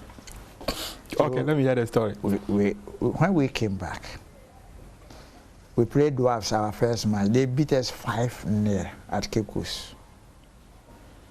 And that is when we recognized the ability of Robert Mensah in Dwarfs. He was in their post. Oh, okay. So after the league, could you believe we won the league despite the 5-0? But before the last match against Dwarfs, whereby they are beating us 5, the way we prepared to destroy Dwarfs, we were able to beat them 1. And I scored a goal against Robert Mensah. And that goal brought Robert Mensah to Kotoko the following year. And when Robert came, for about the first 4 matches, we lost. So one of the kings, I won't mention the name, of Ashanti, called us that Kotoko is for the Ashanti Kingdom. So we should see the chief linguist for fortification. So myself and Robert Mensah had to see the chief linguist. And that is where, when we went, and we were given the cow to swallow. I swallowed 1, and Robert swallowed 1. And some concoctions, and we drank it. And could you believe what happened to me that very day? That I played football throughout the periods. I've never got injured. A Tamale, Savannah Stars goalkeeper stepped on I nearly broke my leg. So I was out from football for about 3 months. And after that, we started. I got injured. And a friend of mine, who was my intimate friend, knew somewhere. But when I got injured, he said, Kofi, these things have not been easy with you, so I know a place, let's go. So we went to Mampong, Ashanti Mampong. There is a village called Biposo. There was a man dealing with dwarfs. So when we got there, when you are going, you have to just carry a full bottle schnapp. That is to say hello. When we got there, the linguist, he said, Osei, why? Then I told him my story that I've been now injuring myself, whereby I don't know why.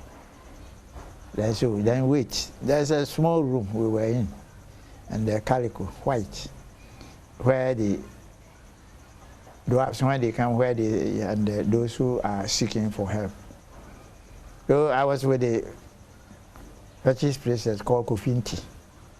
When I heard something like lightning hit the roof. Then I heard in the room. Then my friend said, your people are in. Then they mentioned my name. I said, what do you want here? So I've come to greet you. What did you bring? I said, as usual, your food bottle snap. So bring it. Brother, in the afternoon, they don't do anything in the night. And when I got there, I thought it was a fluke or there was a child that is being used to. So I sat down properly. Then he told me, Transi, you don't believe in anything. Today you believe. What did you bring? I said, food bottle snap. So throw it to me. When I look at who is sitting down there for me to throw this, and if it hits him, then you come and punish me. Although I said throw it, then I threw it. He used his left hand. Then he just hit the top of the paper, remove it. Then he moved the cork, put it, When he finished, then he put the bottle down. Then he asked me, I said, now, do you believe? I said, if I don't believe, how could I come here? I believe. Brother, they don't do anything in the night. So when I tell you there's something, and I was with them, they nearly destroyed my life. So you've seen a dwarf before? I've seen, no. In fact, they advised me a lot too, which worked. That if I meet somebody on the street, I shouldn't know the background of that person before I respect him. And they showed me something. There was a dress at the village. They said, look at this dress, just like this. We are sending you to Kumasi on Saturday. There is a dance. You will see somebody wearing it. Converse with him and come back. So on Saturday, I was in Kumasi at the dance. I saw the man wearing, I don't know him. There was a conversation. So immediately after the conversation, I joined my car to the village from Kumasi City Hotel to the village. When we got there, they put a cassette and put a tape in it. The conversation I had with that person. So the question they asked me was, do you know the man you talked to? I said, no. He said, that is the reason why somebody may have a fight with another person. When he gets back home, something will happen whereby where the man comes from is here. So how can you know that he's from here for you to be healed about those things? So I shouldn't know the background of any person before I respect him. I have to respect. Number one, somebody's wife. He said the two shall be one. Biblically, if you lie with a lady, you become one fresh. And the goodness. As for that one, it was God who has put it in my heart. If I have, and you ask me and I don't give, I will be sick. So, and all these three helped me a lot. Let's rewind back a bit. How did you know that the cowries you took was what ended Robert Mensah's life? When I got injured in 1970 from Britain, when we went to the tour, if I have stayed there, this thing wouldn't have happened. But when I came, what you are just asking was haunting me. The pastors whereby we were going to church at the Roman Catholic, we asked for special mass for Kotoko. And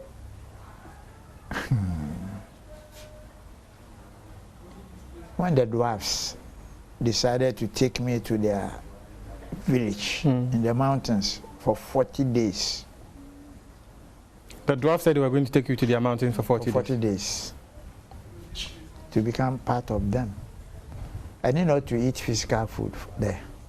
So there's something in this world. The oldest dwarf I saw, the name was Asubwantin. He said, I said, the way I like you, I will cater for you. When you want to eat, tell me. I will just hit your mouth and you will be satisfied. When you want to go to toilet, tell me. I'll just hit your buttocks and you go to toilet. For 40 days. And I didn't know I was a child of God. But I was knocked down by a car. Just about a week to going to the place. And you were instructed to go to see the chief linguist by the king. Yeah. So when I was knocked down by a car, because I would have been lost dealing with the dwarves. Oh, okay. When I eat physical food in where they are sending me, yes. and as one thing, the elder dwarf said, if you eat, you won't come back again. And there are some dwarves who force me to eat. And that is why he decided to stay with me if I go there. And when I got prepared, the car knocked me. I was at the hospital when Nana came to visit me. Then I told them that I'm too young to stop playing football. And if they don't send me outside, even walking, I cannot walk. So PP government was in power. So in 3 weeks, I was at the hospital at the Companoche when he brought me papers to go to Biomedics Hospital.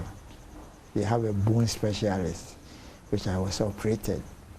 And the day I was chloroformed to be having the operation, that is when I had a dream. Why I got injured. I will play, but I will play for only 1 year. Ooh. So I wrote everything down. It is recently I don't know where I've put it. And when I was completely healed, when I was coming, look at this. You see, myself and Robert Mensah, we swallowed the cow. Yes. And the fetish priest told us that one of us will die. And I was knocked down by a car, but I didn't die. So I didn't know what was going to happen next. Kotoko were in camp in Kumasi. Robert Mensah was staying at Tema. They needed him for Africa Club Championship. Stubbornness. So a car was sent from Kumasi to the Accra airport to meet me, so that I was the only person when I speak Robert listens. So when the car picks me, we have to go and pick Robert at Tema, because Kotoko were in camp for the Africa Club Championship. Unfortunately, the plane was late. So the brother who came to meet me, when I joined the car, then he said, by this time we will meet Robert in the house, so why don't we wait so that in the morning we go and pick him and go to Kumasi. In the morning when we got there, he was dead. You see? Yeah, I heard a story about how you were stabbed. Yeah, a good friend of his, Mefa. Oh, you know, prophecy. Reverend, I'll come to you switching to become a reverend minister, but let's go to the national team a bit, the national team career. And how would you describe those days playing for the national team? Because you won the AFCON in '63, you won the AFCON in '65. 67, there was a problem with the country that hosted it, so it was shifted to 68. Okay. And 68, unfortunately for the Black Stars, we had then qualified for Olympic Games in Mexico. Oh, okay. So if you were a player, where would you like to go? Win the trophy? Or you wanted to go to the Olympics? Mexico and Africa. My friend. We lost with Zaire 1-0. Everybody went to Mexico. Oh, we were not interested in the Africa Cup. Oh, yeah. You know, and we used 19 years in winning the 4 trophies. Yes, yes. 63. And 63, it was because we drew with Real Madrid. Yes. Then Ohinian said, if the Blasters had been able to hold Real Madrid to a 3-3 draw, then why can't we win the Africa Cup? So he convinced Osei. There was no cup. It was Ohinian who collected money from Osei to buy the cup, which we have won for good. And 63, and we won it. Defended it 65. 68, I don't know, be in the venue. Yes. And Mexico, we could have won it consecutive 3. And in 1978, a champion was Kotoko, our representative in a Western region when he was a soldier. When Kotoko travels there, he will just lodge in his house. So, and the 66 World Cup, you didn't go? Yeah. Because Ohinian said... Ohinian was charged for. They said it's a waste of time and money. You wouldn't understand the reason why they boycotted it. Africa, Asia, and Oceanic, 3 continents, 1 team. Represent the 3. Why? Asia, Oceanic, and Africa, 1 team, 1 country. When I spoke to him on this show, he said if Ghana had gone to that World Cup, Ghana probably would have won the tournament. Oh, well, we have been go far, really. In those days, I remember De Gaulle, the president of France in those days, abusing Ghana. When they just tested a bomb at the Sahara Desert, Osei just condemned them. And when De Gaulle, the president at that time, was abusing Ghana, he used football in abusing Ghana. Because Osei was highly interested to use football in Africa to unite the whole continent. And that is why he named the Black Stars team. Before independence, we were Gokus 11. Yes. And in 1957, when we got the independence, we became Ghana. It was the Ghana national team. And in 59, they said, another black man is capable of managing. We said, why don't we name the name of the national team of Ghana, the Black Stars of Africa? And this is the reason why we had the Black Stars. And could you believe in Nigeria, their national team at that time was called the Red Devils. Okay. 1962, when I became the captain of the New Horizon, 64, we represented Ghana at Oninka Stadium, where it has been built to the Olympic-sized stadium. And for the first time, we beat Nigeria 4-0. And that is the reason why. Stars, where do you see stars? Yes, sir. Because of that, the Red Devils were changed to the Green Eagles. Where do the Eagles fly? There's also okay. So Ghana forced Nigeria to change their name to Green Eagles. And we beat them again, so they have to change it again to Super Eagles. So you actually forced Nigeria to have separate names. All their names being changed. It was through Ghana. There was a lady, the South Africa World Cup from Nigeria, Kinetic Sports Management, came to Ghana, see Kwesi Ntechi, that they wanted a short history. And I gave him this short history. And after that, the lady said, I was to spend 2 weeks.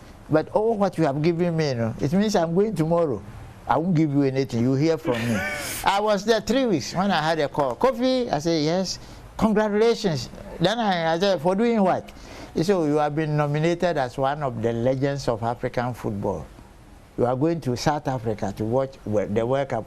Free of charge, all expenses paid by Kinetic Sports Management from Nigeria. Are you interested? Then I used Tree to just abuse her. Ghana for and corner more they make why did you say it? I'm sure I have accepted it wholeheartedly. So I was sent to the World Cup by Nigeria. Wow, that's an interesting one. But Reverend, when I was reading this, I came across a portion that spoke about a supposed deal to Stoke City. Yeah. What happened? The 3 gurus who didn't allow me to go to see Stoke City were 2 good elderly friends for Kotoko, or patrons, life patrons. One was a Stoke City fan in Britain. They used to, in those days, our kingdom was Britain. Yeah. So he invited Stoke City to Ghana. So they came to Kumasi. They even didn't lodge at the hotel. His house that he has built was a very beautiful scenery. So when they came, they decided to lodge there, Stoke City. And at the Kumasi Sports Stadium, with the world #1 goalkeeper, Gordon Banks, Kotoko beat them 3-1. I scored 2 goals in that match. And after the match, not knowing, they studied our team, whether to get a player or not. Oh, okay. So what I did was because of the reason why we were invited by Stoke City to Britain. Oh, okay. So when we got there too, we were beaten 3-2, and I scored the 2 goals. So after the match, it was Gordon Banks who held my hand and just said to the officials, they signed this boy on. For the next 2 years, he will be better than George Best. And George Best at Manchester United was the best player in the UK. In the UK. So, not knowing professionally, they saw the leader of our delegation, Dr. Sebi, and the late Dogomoro, he was the team manager, sat down and signed everything on my behalf. But they told the whites that they have to bring me back to Kotoko. If Kotoko allows me, then I can go. And when we came back, Nfum have left. To the U.S. To the U.S., so I'm alone. And Otumfo Pokuare, Mr. BK Eduse, Mr. BM Kufo called me, a small boy like me, to stand before these 3 elderly people. I said, are you leaving us? To tell them I'm going. I would have been dead by now. So I told them, oh, well, if you help me there, I said, well, if you don't go, I will help you. Unfortunately for me, one died this year, the other died the next year, and the other died the 3rd year, so I was not helped. Oh, quite unfortunate. Then comes to the national team, the Black Stars. We've heard many stories about you in the Black Stars. I've heard a story about how, in fact, 2 times you led a boycott of the national team. Hey. Yes. Ah. Yes. Okay. So one of them, apparently, some players of Real Republicans were given money, and you got a wind of it. And the other one was AFCON 1972. But what happened, Reverend? Well, now I will take you as a judge. So listen to my story. In those days, the economy of Ghana was not perfect. So if you want to travel, you take your passport, whereby there is a visa in it. Go to Bank of Ghana and change 20 pounds for yourself. If you have money, that is a foreign exchange. So that when you get something from where you are going, you buy it. And Real Republicans was Osagyef's own team, but we all play for the national team. Yes. But why do you give the passport of the Real Republicans players to go and change the money? And what about Hassan Kotoko? And that was the boycott. I took the lead, and everybody was happy that I took the lead, but they were afraid. I mean, I mastered my position, so I knew what I was doing. So when the Republicans returned from the bank, you know, then I packed my things. Ajuman Jehu came, Benkusi came, Kwame Nti came, and Bani. We were 5. We packed our things. We were not going. We were to leave 9 o'clock in the evening, 9 p.m. for Tunisia, and this thing started by 12. We packed our things, and you know where the Ministry for Youth and Gender, that was the American embassy in those days. It was where we met Mr. BK Eduse in his car. He saw us carrying our loads. We were going to Kumasi. Then he asked, why? I said, we are traveling tonight, so we are just going to put our bags so that we can go to Tunisia and come. He said, oh, then put the things in my car boot so that I give you a house in there, so that when you come back, you come and pick your things. Yeah, the program has spoiled. Ohinija walked barefoot from stadium to the American embassy. Then he saw Mr. BK Eduse, and he narrated the story. Then Mr. BK asked him to meet us at his house. So BK have spoiled our dinner. We went there, and Ohinija honestly told Mr. BK Eduse the truth.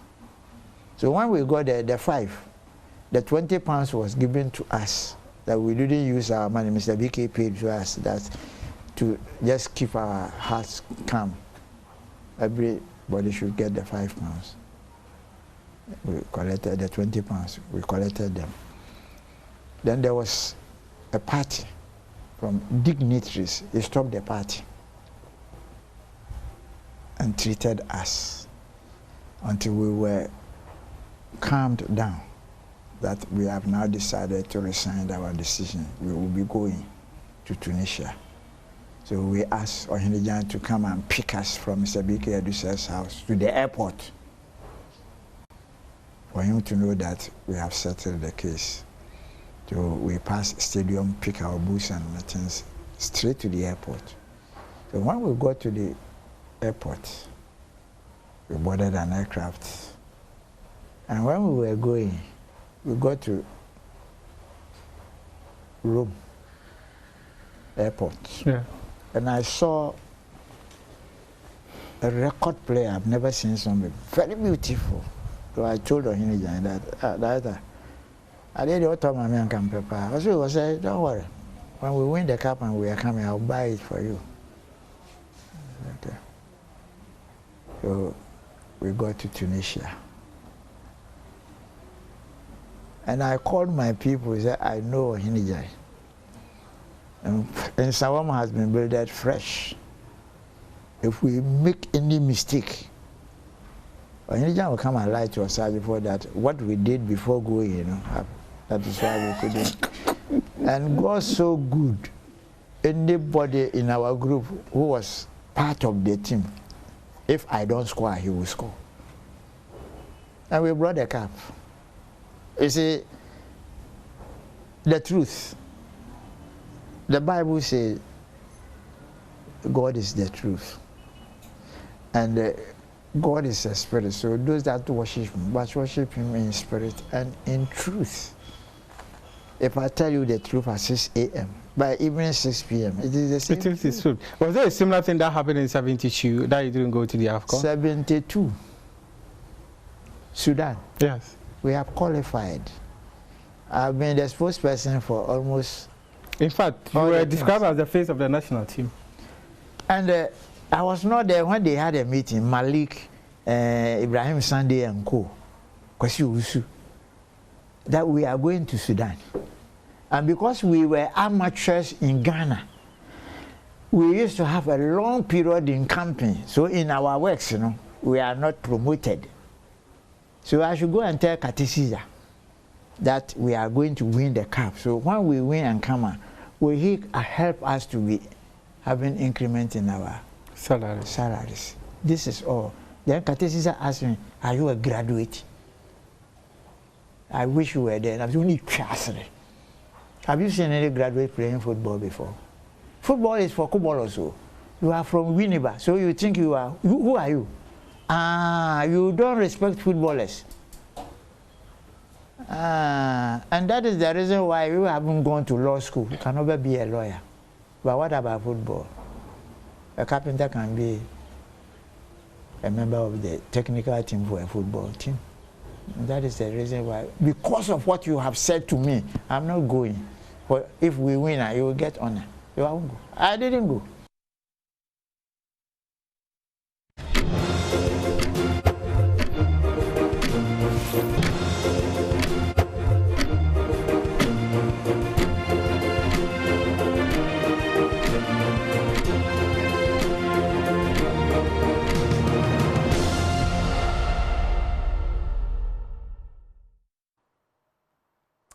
Welcome back. This is the AM show, and it's time now for my blunt thoughts.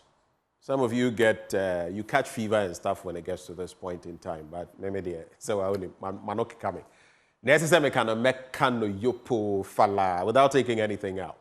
And today I've titled my blunt thoughts, Ghana's leaking basket, the abnormality of what we have normalized. Ghana's leaking basket, the abnormality of what we have normalized. Ghana 4, I'm going to be talking about education, the cost of living, and I'm going to be talking about even the majority leader on the back of what happened recently in Kenya and what he's been saying, Alexander Afenyo-Markin, together with Nilante Vanderpoy and their reflections. Because you say, I mean, you see, they say that for the wise man, when you see your neighbor's beard on fire, what do? You get water and put it by your side. I see Yeshua Nyansa. Menya obiaye. And so Nyansa no. Sebi o. In premiersa. And ye ni edadi Nyansa ba. And that is why today I want us to take a look at something crucial. Education. No country has developed without a solid educational base. Without it, where are you going? Which is why I want to focus on this.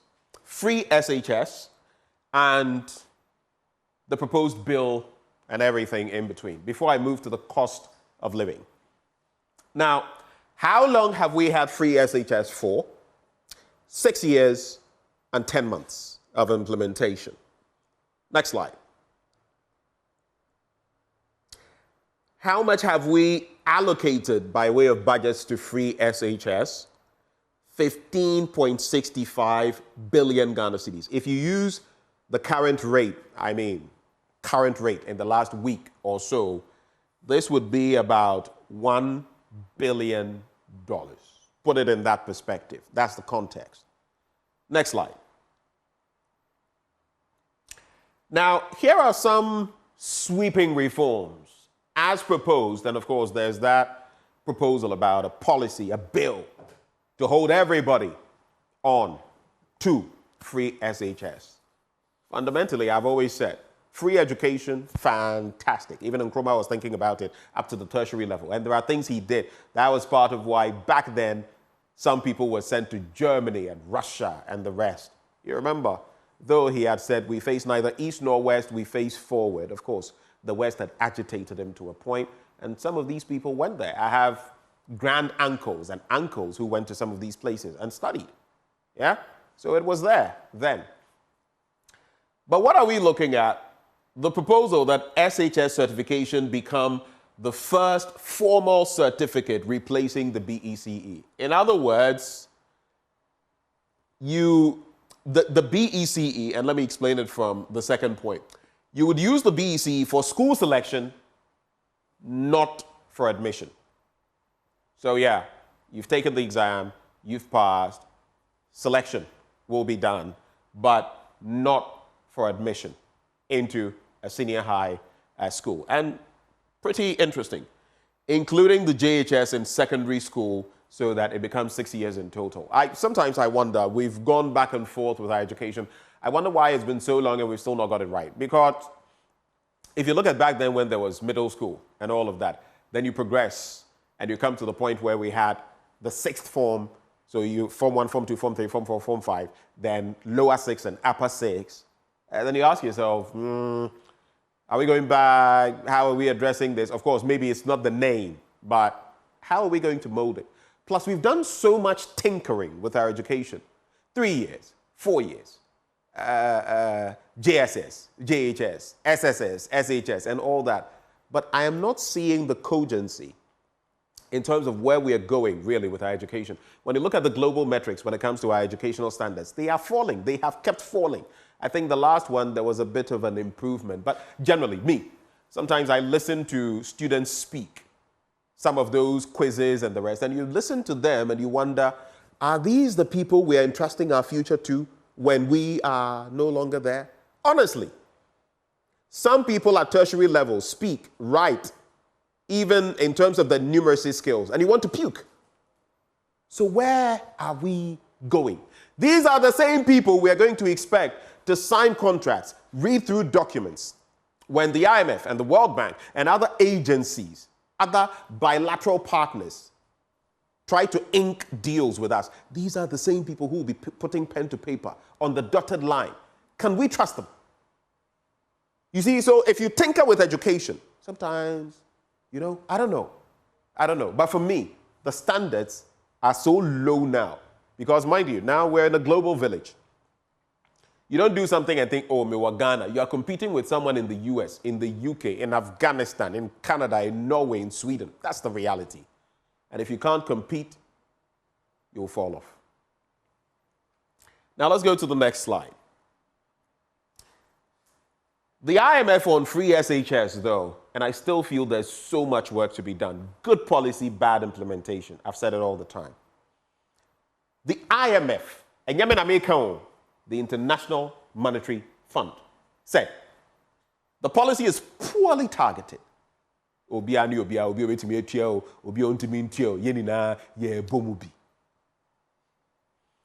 Learning outcomes are poor, and this is what sometimes becomes problematic. It's not just about OFA free. It's quality, not just quantity. Quantity matters, yes, but how about the qualitative impact? Does anyone care? Would I be on your TV today talking to you if I didn't get that quality growing up, educationally speaking? Do you have that quality everywhere? This should resonate. That's how, even in media, you can raise the bar to certain standards. Do we have that? Okay, say, hey, the need for better teacher training. And even the good ones are all Japan.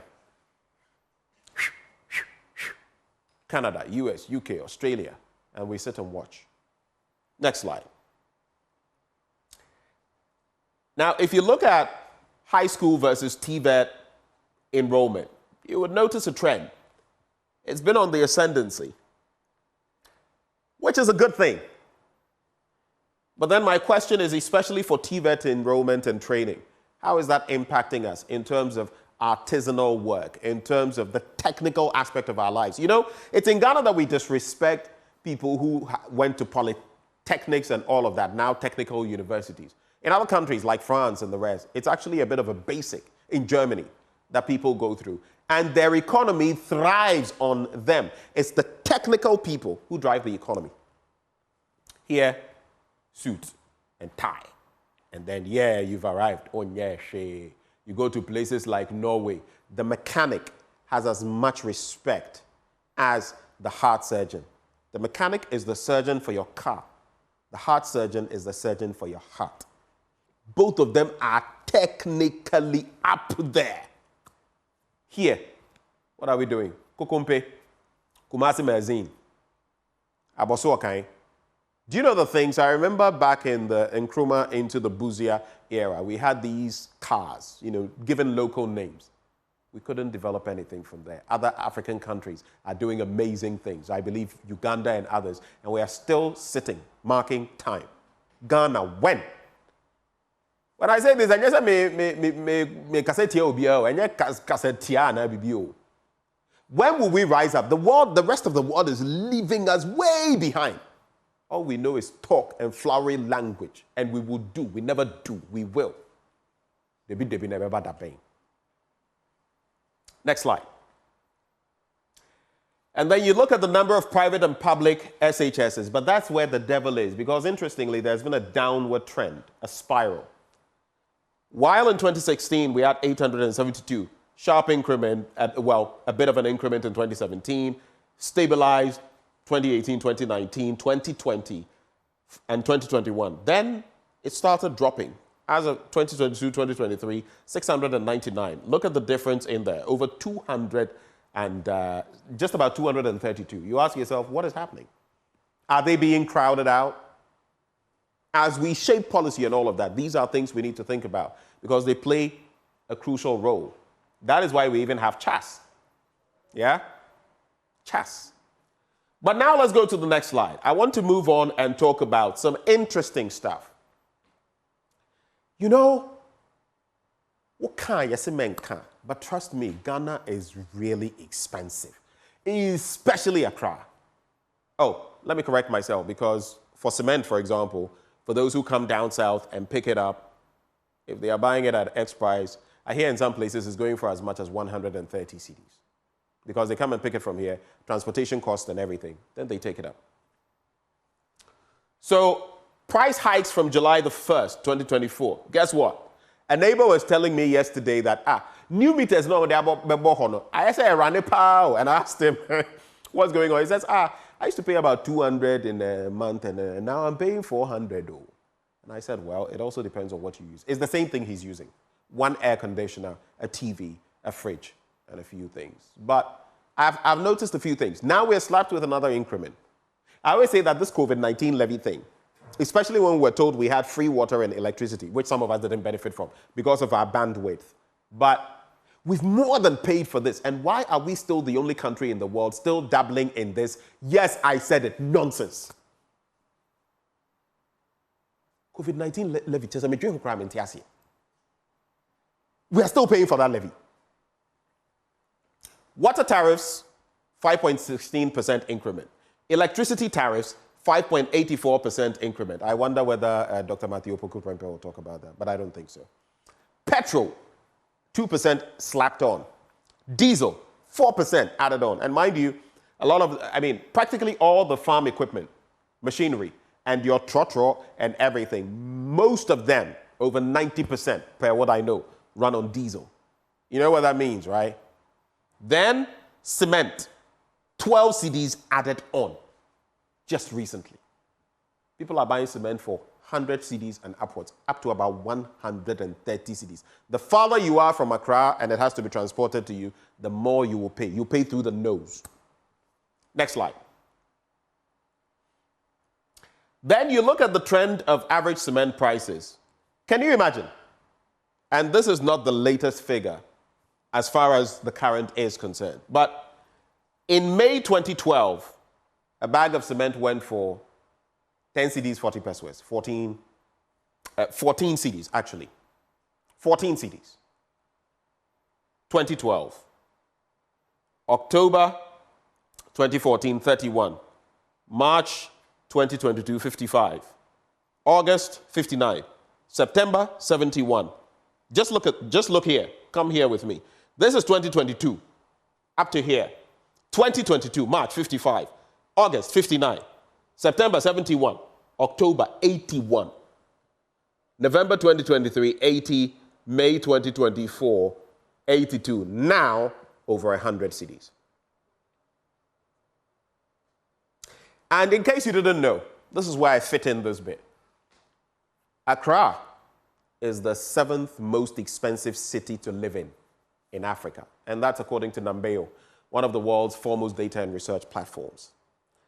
The capital city, Accra, has an index of 32 out of 100. And the index utilizes variables such as rent, groceries, that is the indices.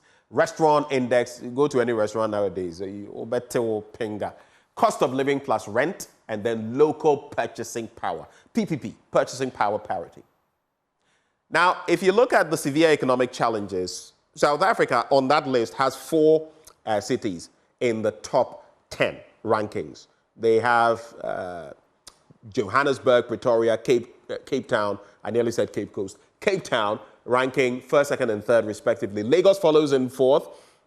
Then you have another South African city, Durban in South Africa, then followed by Casablanca, which I've been to, in Morocco, 6th, and Ghana follows. But you know what's interesting?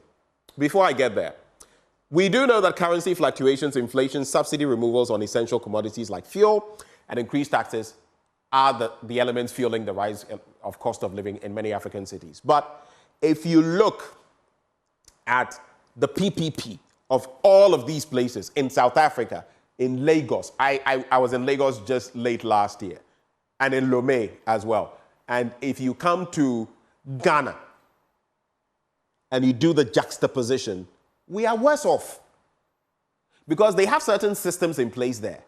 There are certain checks and balances. Look at even real estate in Ghana now. It is abnormal. How much are you purchasing land for in East Legon, in Adregano, in Hacho, in Kwabenya? And so now we see a That's why Michael Blackson, the American Ghanaian comedian, came to Ghana and said, well, what are you people doing here? Recently, someone showed me a facility, a house. It's like a ranch. The cost of that house in the US, plush area, will not buy land in East Legon. Where are we going? What are we doing to ourselves? And you see, when I segue, when I pick these thematic areas, it's not random. Our education is failing.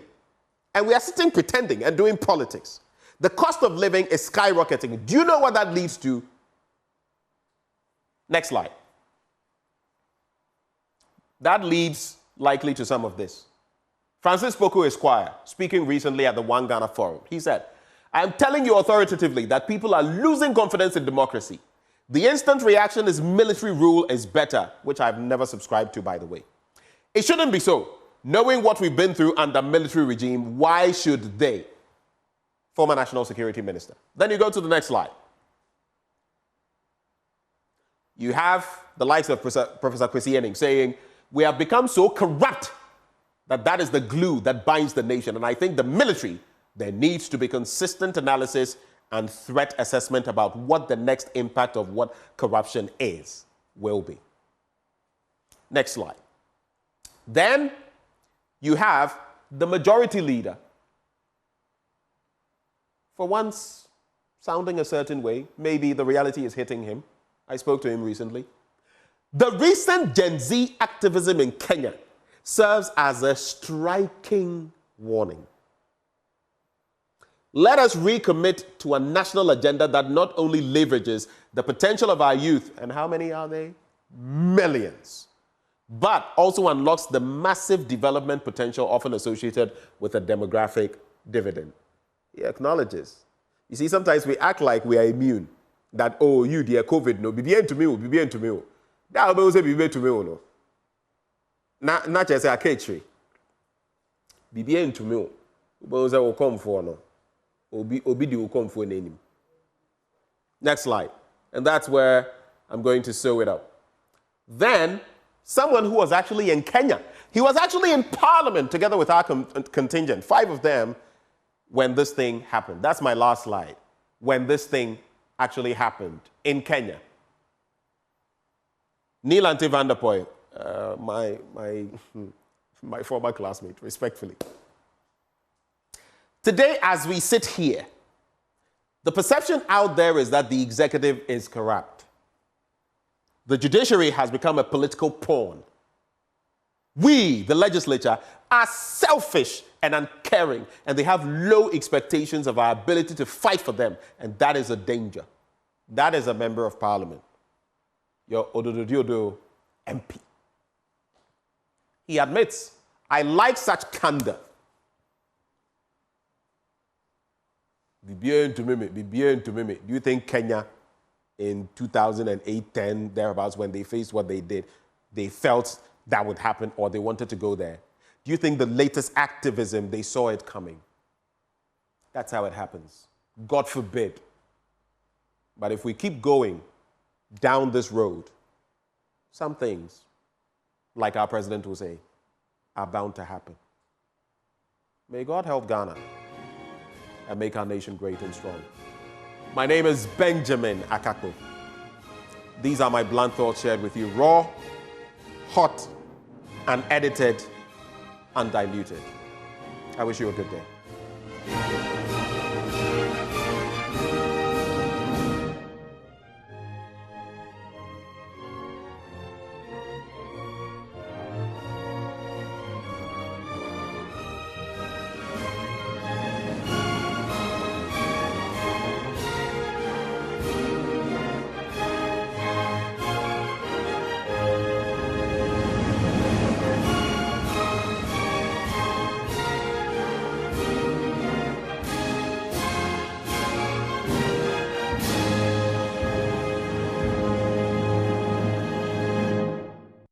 We must leverage our expertise in engineering, science, policy, and social sciences to co-create holistic solutions that are contextually relevant and culturally sensitive.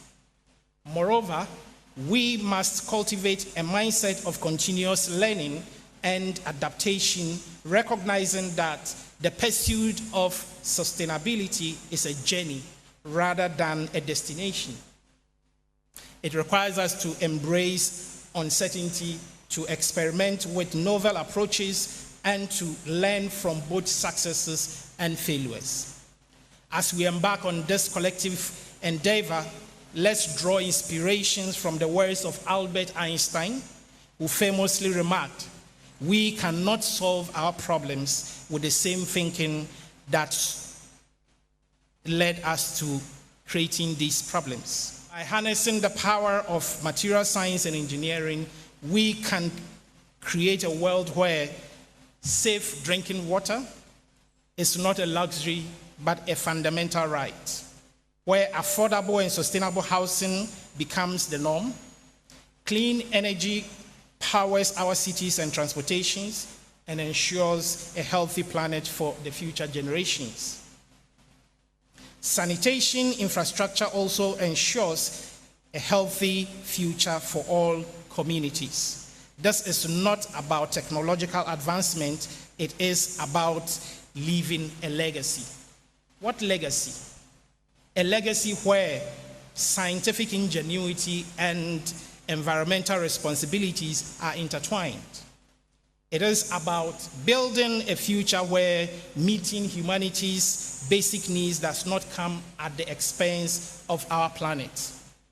Together, let us embark on this journey beyond the limit, aimed at unwavering resolve and a collective spirit and commitment to sustainable future for all. Our beloved country, Ghana, stands at crossroads.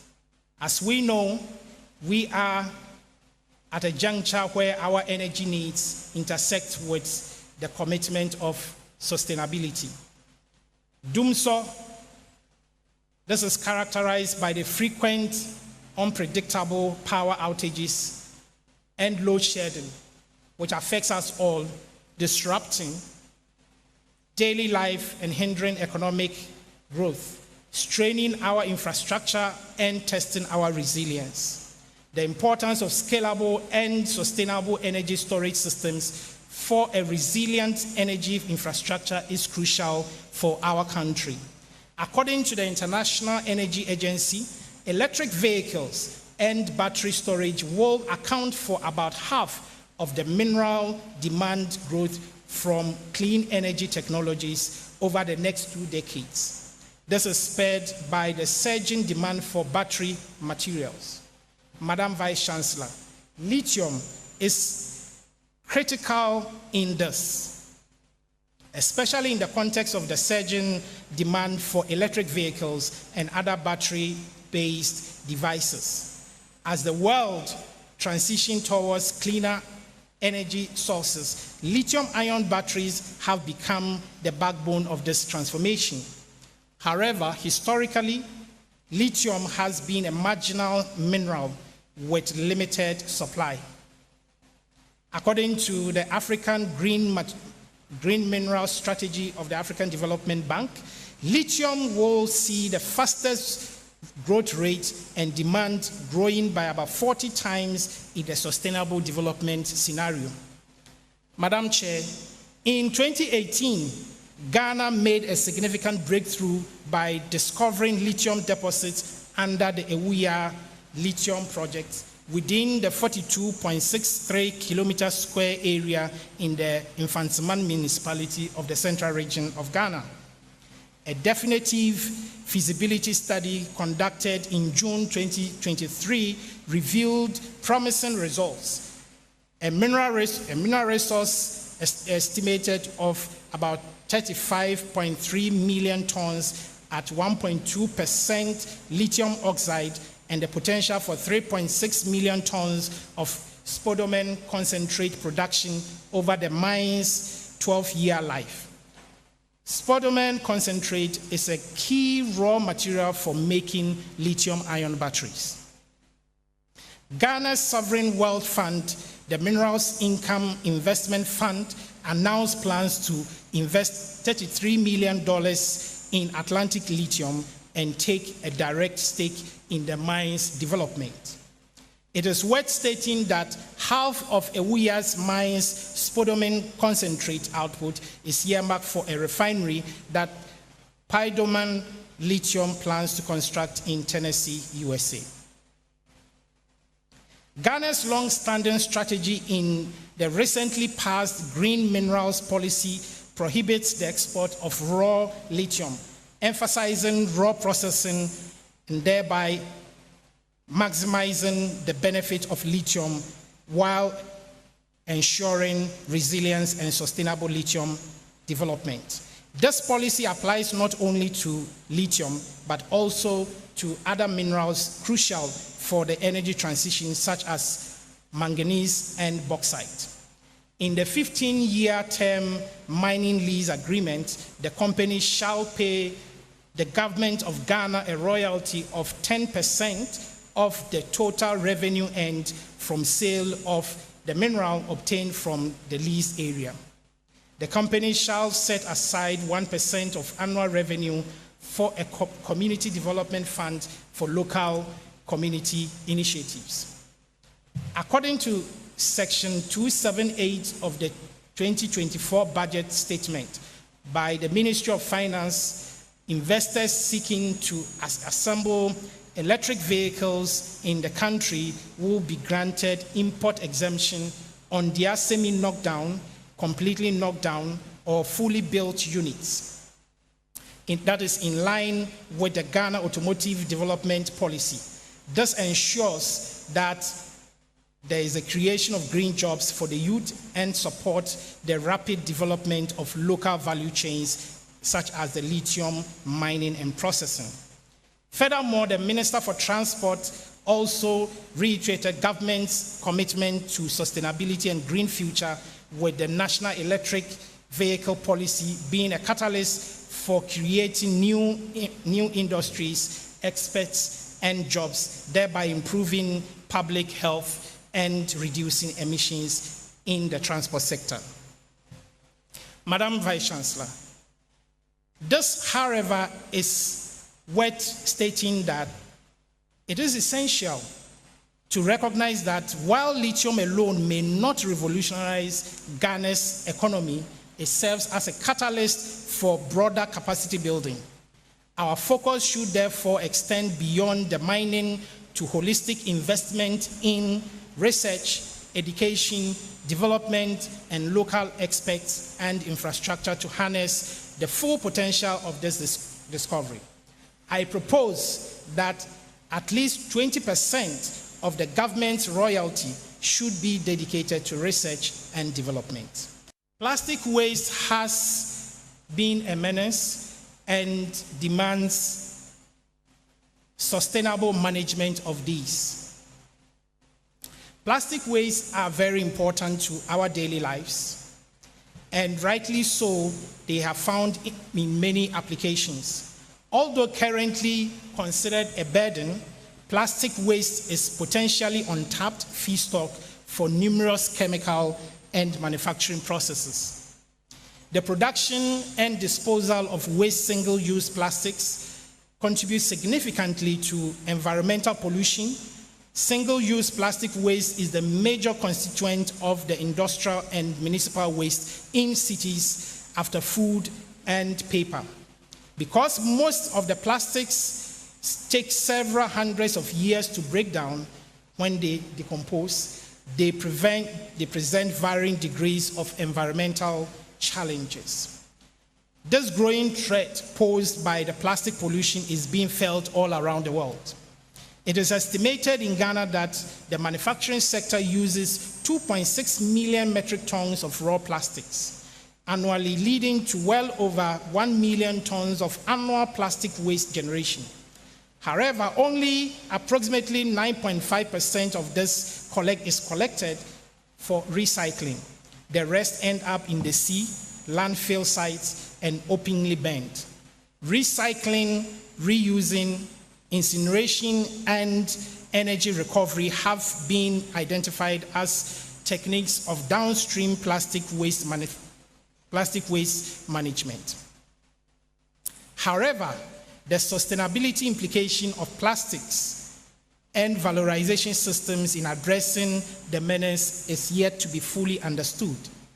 Madam Vice-Chancellor, on the national front, the government of Ghana, through the Ministry of Environment, Science, Technology, and Innovation, has formed the Ghana National Plastic Action Partnership to support the public-private sector transition to a plastic circular economy, thereby ensuring sustainable plastic management.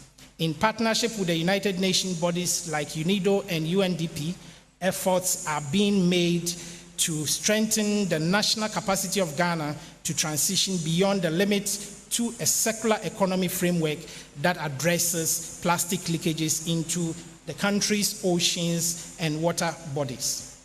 The exponential growth in industries demands that we get more energy, and petroleum-based energy has been one of the focal points in this drive. So in essence, we can convert these plastics into energy for diverse energy resource use.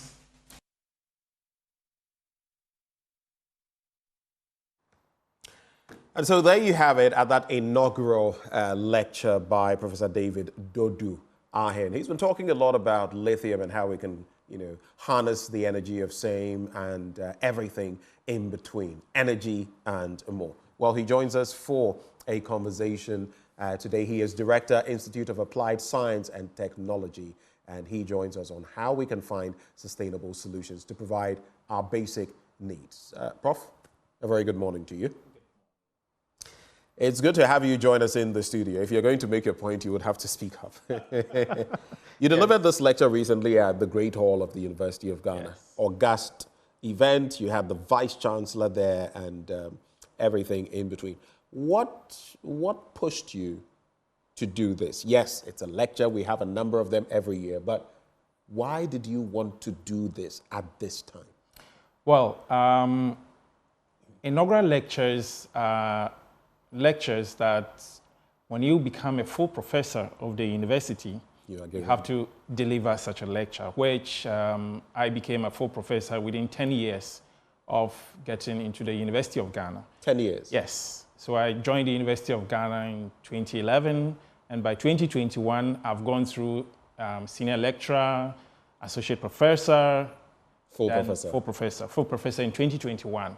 So you need to let the public know what you have been doing in your work.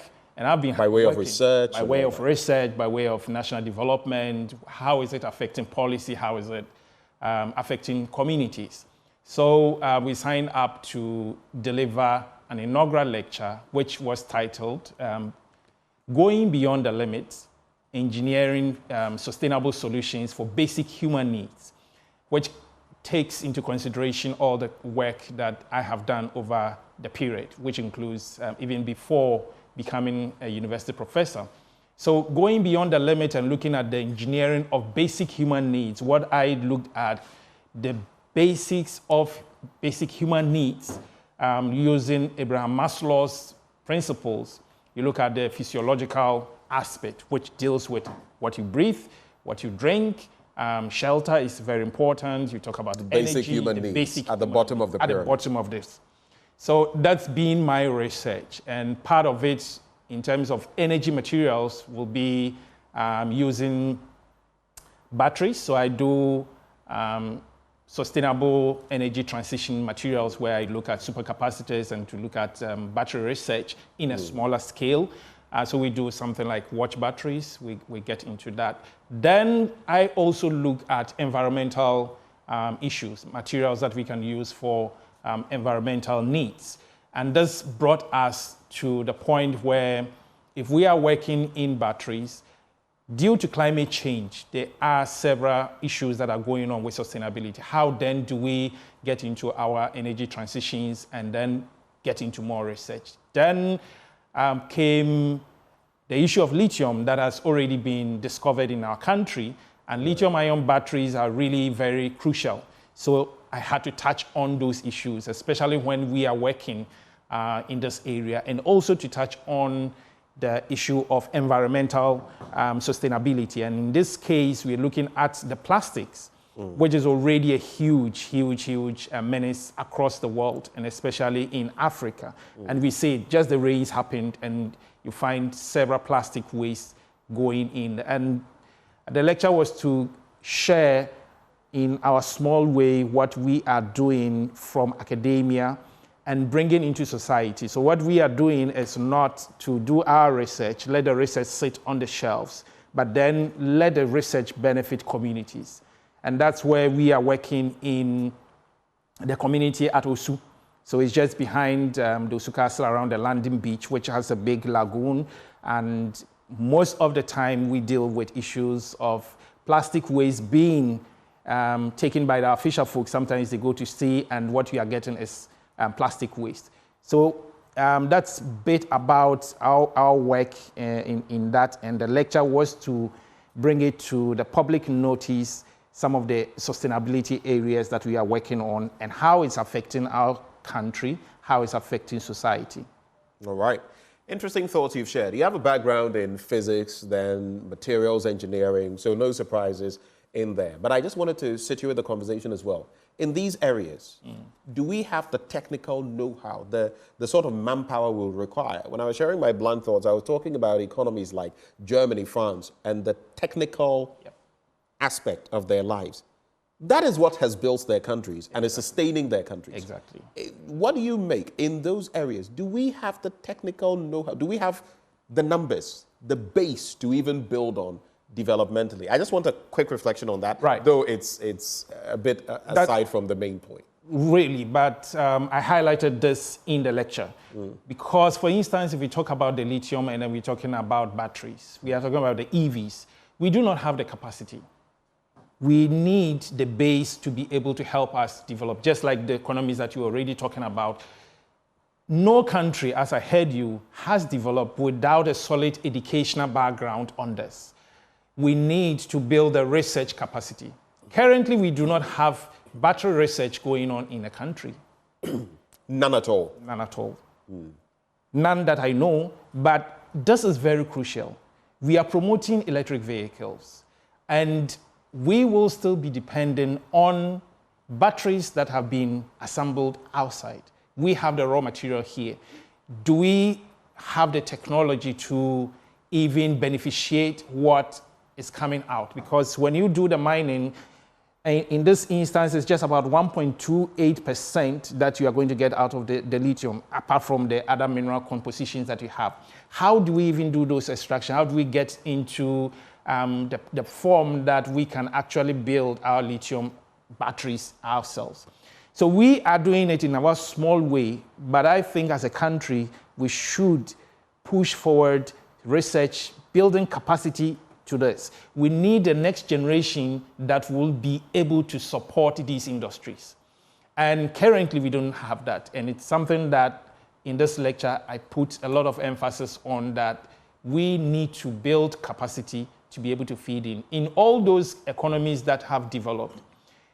What really helped was there was a high-skilled manpower that could support those industries. Even if we have someone setting up a factory here, we need the support. You need a skilled labor in that, who have the technology, who have the know-how. How do we even build a cathode or an anode of just a cell?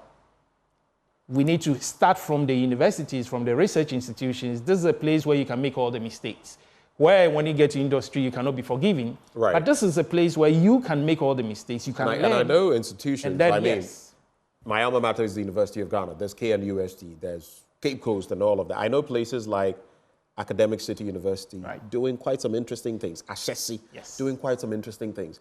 They are private, but how are we tapping into them? And that is where sometimes people say that, especially for public institutions, you've not lived up to expectation. KNUST would say, oh, but we come out with all of these things. Sometimes we put them out on the news and all of that. What do they amount to? Some of our students nowadays going out, robotics and all of that. What does that lead to? You get it? It's not just the fanfare of we've done this. What is the result of the fanfare? It's like studying mathematics and getting out of school and having no capacity when mathematical problems are posed. Then what was the use of studying mathematics? Right. Do you accept that in academia, those who allege that there have been some failures, that you've not lived up to that research and actualization mission? Do you accept it? Not entirely, because it depends on the angle that you are looking at, because we have trained people who are already in the industry that are actually delivering. We have produced the question is how many? Well, I cannot sit here and give you the numbers. No, I'm not asking for a specific, but how many vis-a-vis what the nation's needs are? Well, for the nation's needs, I would say not as expected, but the universities, the research institutions, in my opinion, are doing their best. Are we actually supporting these institutions enough? That's the other question. Do that? We talk about National Research Foundation, National Research Fund that could do that. These other economies have some basis for supporting the research to be able to come up with that. So we do the research in our small way, and industry uptakes these. So it's not entirely the case, even though there is some amount of truth that not all the people that have been trained are delivering on that. Do we have enough of the capacities? In our small way, I believe that we are doing our best. That was why I was putting a lot of emphasis that we need to put in a lot into this capacity building in terms of the research so that we can see much of the outcome. I believe so, yes. Interesting thoughts there. I also do know that research-wise, and I speak to a lot of people, even recently at an event, for you who want to go into research, because there's not such funding, very minimal funding. Right. In fact, 90+%, 97%, as one professor of agriculture mentioned, comes from outside. So they dictate to you what you should do. And it's in their interest. You may want to research on something that is in Ghana's interest, but you don't have the funds. And he who pays the piper calls the tune. So then you are hobbled there. But let me quickly take you to page 9 of your lecture, out of the 41 pages. You say there, let us dare to think beyond the limits of conventional wisdom, to challenge the status quo, and to pioneer a new era of sustainable motivations. I'm choosing the words there, reading out carefully. The journey beyond the limit will be challenging, but the rewards are immeasurable. By harnessing the power of material science and engineering, we can create a world where, and that is where my focus is, because I'll take you step by step to find out what we've done and where we are lagging behind and how we can get there. So, safe drinking water is not a luxury, but a fundamental right, readily available to all. Affordable and sustainable housing becomes the norm, and you talk about materials. Clean energy powers our cities and transportation systems for a healthy planet. Sustainable agriculture flourishes, ensuring food security for generations to come. And then sanitation infrastructure ensures a healthy future for all communities. In these few points, you have succinctly pointed to some of the biggest problems in Ghana. Let's start with safe drinking water. There's galamsey and everything you know in there. But from the materials standpoint, what can we do? Yes, we are mining the minerals, but we're also killing ourselves. Minerals kakra, yekuya ho kakra. What's your take? Well, I have always said that we need to look at situations like galamsey from different perspectives. We are putting more on the economic needs, typically the basic need, because possibly those who are involved in galamsey want to survive. But that is going beyond that. What happens to our planet? What happens to our water bodies?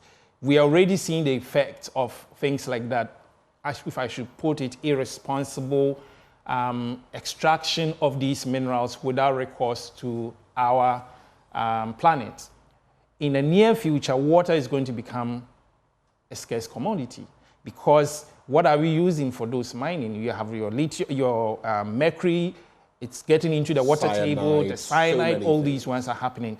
You take those minerals, and what happens? You go and buy purified water. You cannot drink that water. It gets to a point, it's going to seep down into the water table, which is already creating a problem. What happened with climate change? It was because we had a need and we want to develop, we want to do industrialization, and we did not think about the society, the environment. How is our planet going to affect us? So that's one of the reasons I was talking about.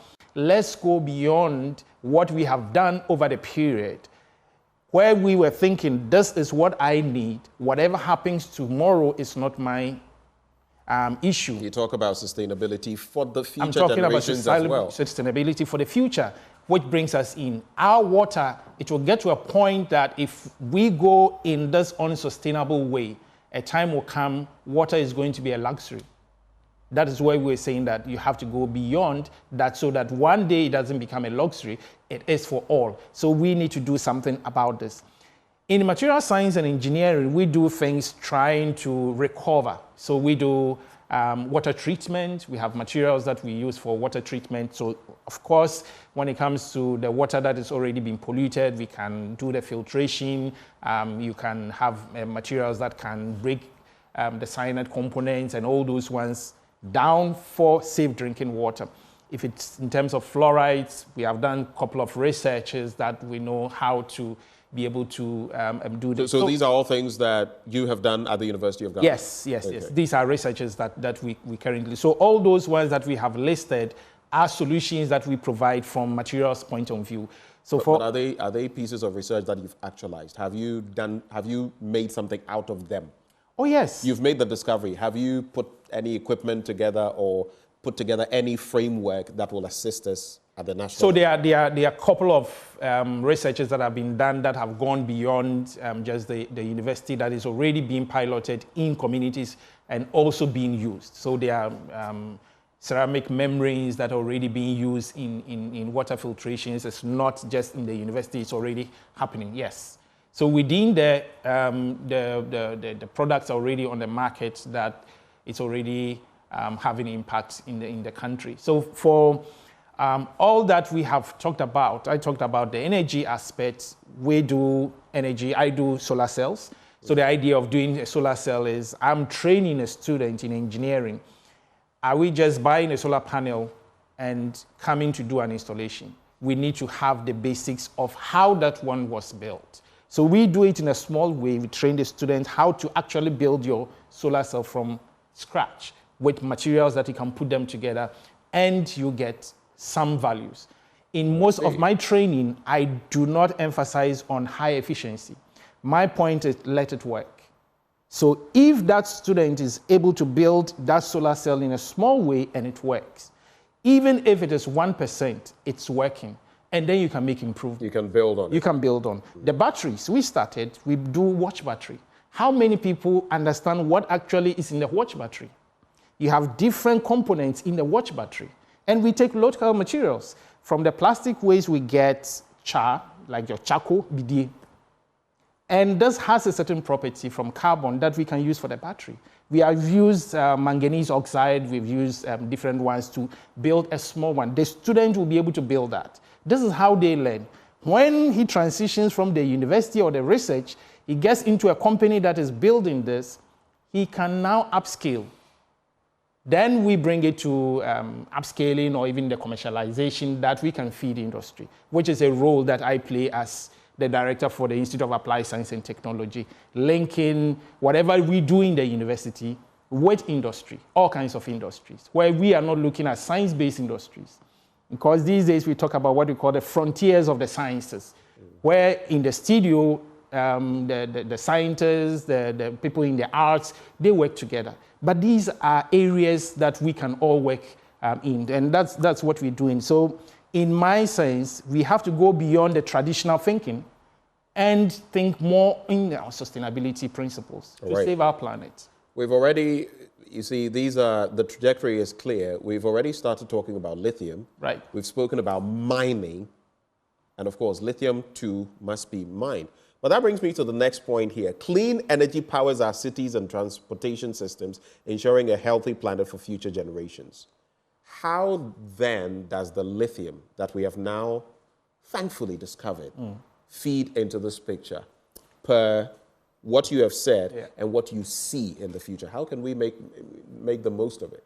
Well, with sustainability, the issue of climate change, and recently the COP happened, and there are a lot of discussions on reducing the global warming and all these.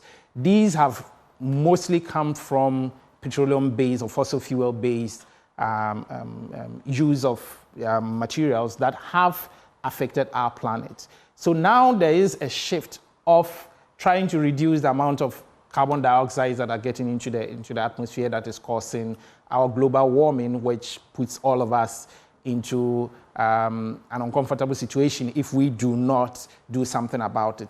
So gradually we are all transitioning from fossil fuel source of energy into what they call the renewables. And that brings us into this. And one of the backbones is our battery system that is going to power. If we have the electric vehicles, which thankfully the country has already come up with some policies on that, batteries are the types that are not bringing out these emissions. So you are not using fuels, you are not burning your fossil fuel to bring out a lot of the carbon dioxide, what we see on our roads, which means that if we promote more of these renewable and sustainable energy sources, what we are going to do is the pollution levels are going to come down. the health issues are going to be affected, which has direct link with all the sustainable development goals, right? So this is where we come in, and thankfully, we have a resource that is going to power our battery system.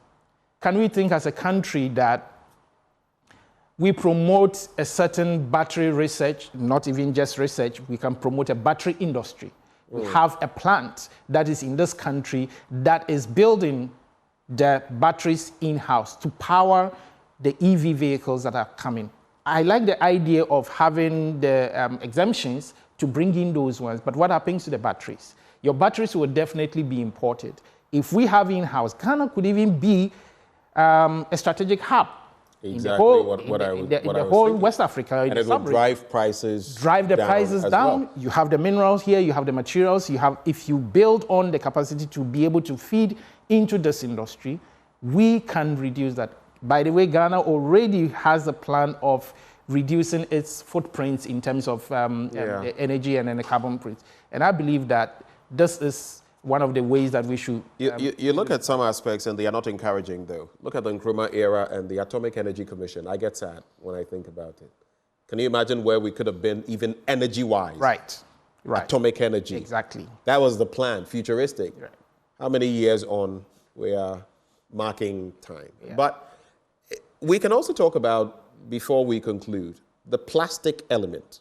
Right? You have harnessed that, but you are doing something out of that. You say we should go beyond limits. How can we explode? Because plastic abounds. That's correct. The material is there. Yeah. How can we explode, so to speak, in terms of harnessing the negativity and making it positive? So on a national scale. On a national scale. Really, there are a lot of national scale policies that are there, like the Ghana National Plastic Action Partnership and all these ones are happening. My point is the plastic waste now is not being seen as waste. We see it as wealth. Can we make wealth out of the plastic waste? I heard about the possibility of banning the plastic waste, the plastics actually that is... Some say we should opt for single-use plastics, which would degrade within 6 months and they are gone. So possibly we could look at biodegradable plastics, but what is already happening? We have all these tons of plastic waste being generated daily. True. When we say we want to stop it, it's not going to stop because there are even cups that are made from paper. What is in the lining is plastic.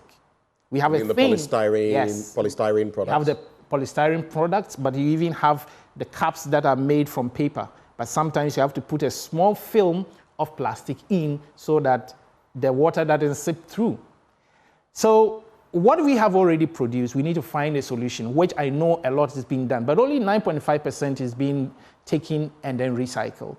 So that's why we said we need to do something about it. We call it valorization. It is not coming back into the ecosystem, but you can take it completely out and use it for another purpose. That is where we are working in converting these ones into fuel. Okay. Right, so when you do that, you don't get back your plastic, and it has certain value addition. What we are doing currently at OSU, which after this I'm still going to cite, is to even train the youth to collect these plastics. So you are looking at the whole plastic waste value chain. Someone goes to see, gets the plastics, you can bring it to site, you can convert these ones into the fuels that they can use even in their outboard motors. So by so doing, you are solving a problem and then creating jobs for our people and training them on. Do you know what I'm thinking as we conclude? And I just have one final point. But before that, you realize that a lot of our fishermen nowadays go to fish and they catch plastic instead of fish. Yes. Now, what if we monetized this, like you're saying? Yeah. So if you catch plastic, it's not a loss. You bring the plastic. Bring the plastic. From the sea, because we are clearing the sea as well. Exactly. You've caught the plastic. Even if you caught no fish, bring all the plastic. Exactly. We'll buy the plastic off of you. Exactly. Process it for fuel. You get some money. It's not a total loss, and you've helped clean the sea. Yeah. I'm not sure people are thinking, but that's possibly. Well, there are other people within the community of the plastic waste recycling and valorization that are pushing forward this, especially in marine plastic debris recovery. So we are looking at it both sides. Most of it is happening from the land side and then definitely entering into the ocean. There are issues where you find these plastics in the food system because the fish, they eat the plastic and then it gets into our food system. So it's a holistic way of dealing with the problem. I saw an interesting CNN research recently that said it had found microplastics in human, penises, male, penises, and because all they break down in the process whilst they are in the sea. The toxin, becoming smaller, it's eating. And these will clog your arteries, your veins, and in the end, cardiac issues, and we're killing ourselves bit by bit. But the final point, I noticed that all of these tie into something. Sanitation infrastructure. Right. That's the final point in about a minute I want you to make. What do you see in terms of our sanitation infrastructure? Of course, if we take the plastic away, it helps in that. In less than a minute, how can we address that issue from this perspective? And that's the final bit. Well, I believe we still need to build more on the infrastructure side, on the different kinds of, especially municipal waste, which we look at it from either solid waste or the liquid waste. We need to also promote more on what we call the waste to energy. Then we can harness. It's not collecting those ones and then still putting them mostly in the landfill site, but we can harness energy from these various plastics. What we say is the organics. I know companies that are already doing things in composites that we are even using them for fertilizer applications, where we can also look at the various components. For the agricultural waste, for instance, we are getting even biofuels, biodiesels out of it that we can use. So I believe that we should look at it holistically. This is a good area that I will even advocate that the youth get more into the waste management. It's not a matter of I created the waste and it's there. But I believe that it's no longer waste. I sit here and I don't wealth. What we see. We should see it as wealth. All right. Interesting perspectives. So here we are. Some comments coming through saluting you for the good work. Yamo Aiko. Yeah. And this has been our conversation on lithium and harnessing, the benefits of it, maximizing the benefits, and of course on plastics as well. Who is in the studio? In case you missed it, you can still catch the live feed or the playback. He is a professor of material science and engineering at the School of Engineering Sciences, University of Ghana, and director of the Institute of Applied Science and Technology, also at the University of Ghana, Professor David Dodu Ahed. Thanks for passing through. My regards to Professor Kaufman.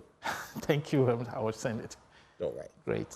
Well, that's how we cap this end of the conversation off. But stay with us. There's still more action coming your way on the AM show. We'll be right back.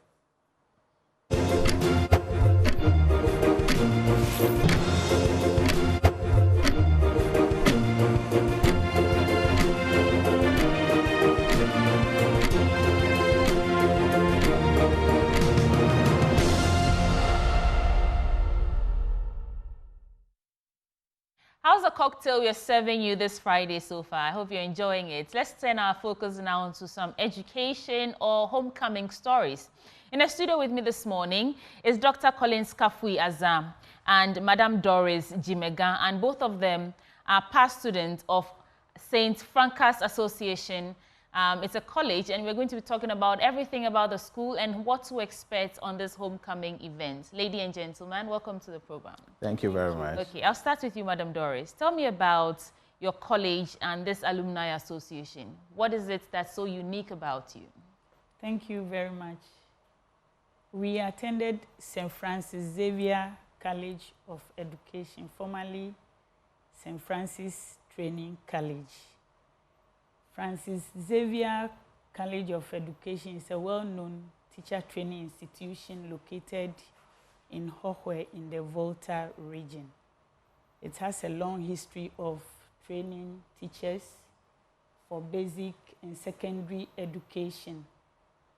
When it comes to moral integrity, academic excellence, and professional development, believe you me, St. Francis College of Education is #1. Okay. Yeah, it has a conducive environment for training teachers. It also has modern facilities, well-equipped library, and last but not the least, they have seasoned lecturers that continue to teach and model these young teachers for their future profession. Okay. So the school is St. Francis Xavier, but Yeah. the alumni is Old Francas Association. OFA. And so OFA, yeah. So you're both OFA 2000 or OFA 1999. So what's taking you all the way back to college after, nearly 24 years of graduating school? Yes. Good morning to your listeners, first of all. We call ourselves Francans, and that school is a very great school. It started as St. Augustine College in 1908. So this year we are 116 years old. But the school has some checkered history. It closed down 4 times before it finally came back in 1934. Okay. As St. Francis Training College. St. Francis Xavier Training College. Yes, with a 2-year post-middle certificate in education. And over the years, it has produced a lot of teachers. We are some of them. Your own George Tigo is one of us. Professionals from Franco are found in all professions in Ghana. Okay. Yes. And we don't know ourselves. We are too many. So we have organized this Old Francans Association. We have executives in place. And once in a while, we go home to meet the current students and then motivate them. But this year's own coincide with the graduation ceremony for those graduating with BEd education degrees on Saturday. So we are going home to support and motivate them. Before we talk about the activities lined up for this particular homecoming, how does it feel that after 24 years, you're still very relevant and active in the modeling of these students back home? Madam Doris.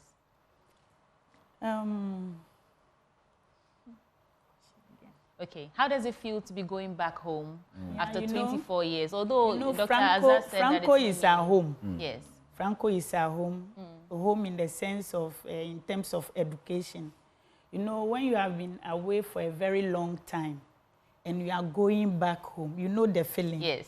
You are going to reconnect with old friends. You are going back to meet your tutors.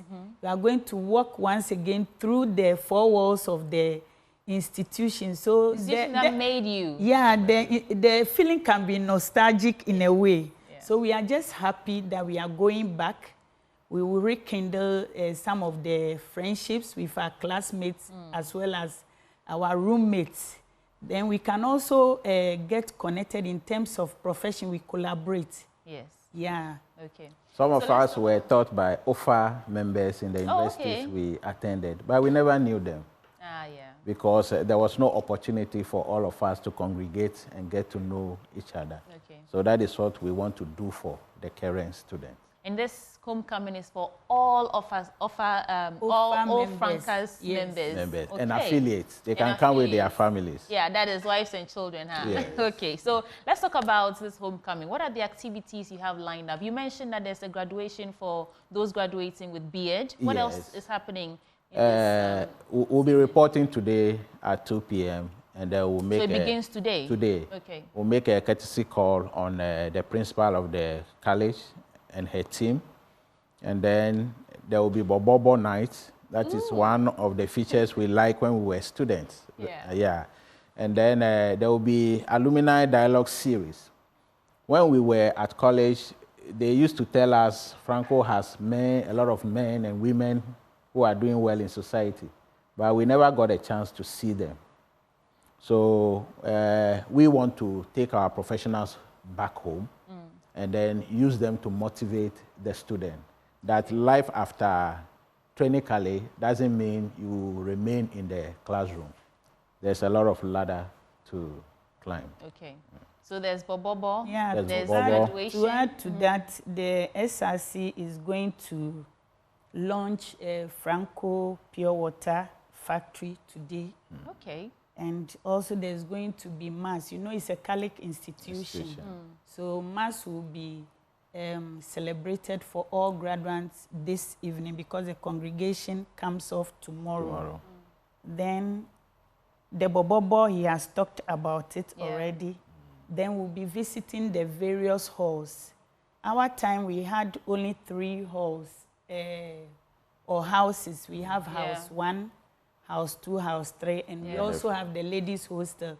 But they have added more houses, so we have to go there and walk through the halls and also talk to, familiarize with the graduates and the student fraternity. Okay. Talking about the hall, we want to thank Honorable Helen Ntosu, the MP for Cratchit West. She's one of us. And as a Volta Regional Minister, she was instrumental in getting us the hall she talked about. Okay. So we thank her very much. And all OFAs that are in positions of influence, bring the goods home. Yeah, let some come. Please to bring us. the goods home. Is there a conversion point for all Old Francas Association members? Who are going? You mentioned that you're meeting today at 2 in Hohoi, right? In Hohoi. So is we'll there meet on the you are here campus. and you'll be making that journey after this. Please. Yes. Is there a converging point for those here in Accra to come with you, or everyone? No, everyone will find their way there. Yes. Okay. So what are your expectations then? And then we can talk about. I'll give you some time to invite all those watching you who are affiliated to OFA. What are your expectations, Madam Doris? We expect to have a successful congregation and homecoming. The homecoming wouldn't have come at a better time than this because we have 2 celebrations in one. We are going there to see. The first congregation, most of us were not there.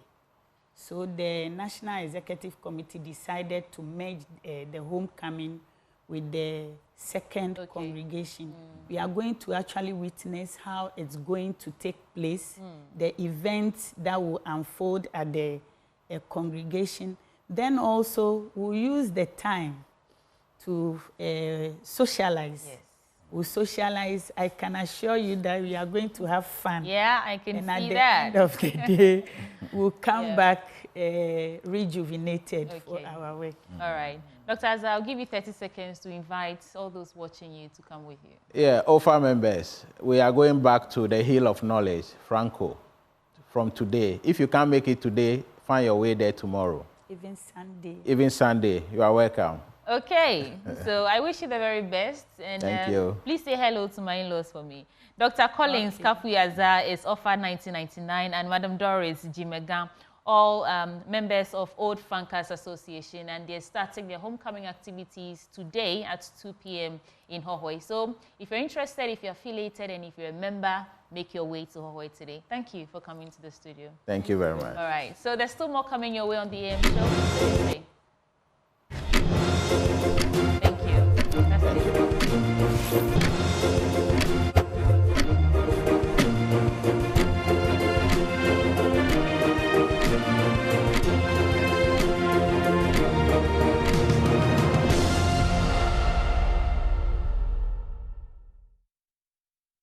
Now, let's talk about Women in PR.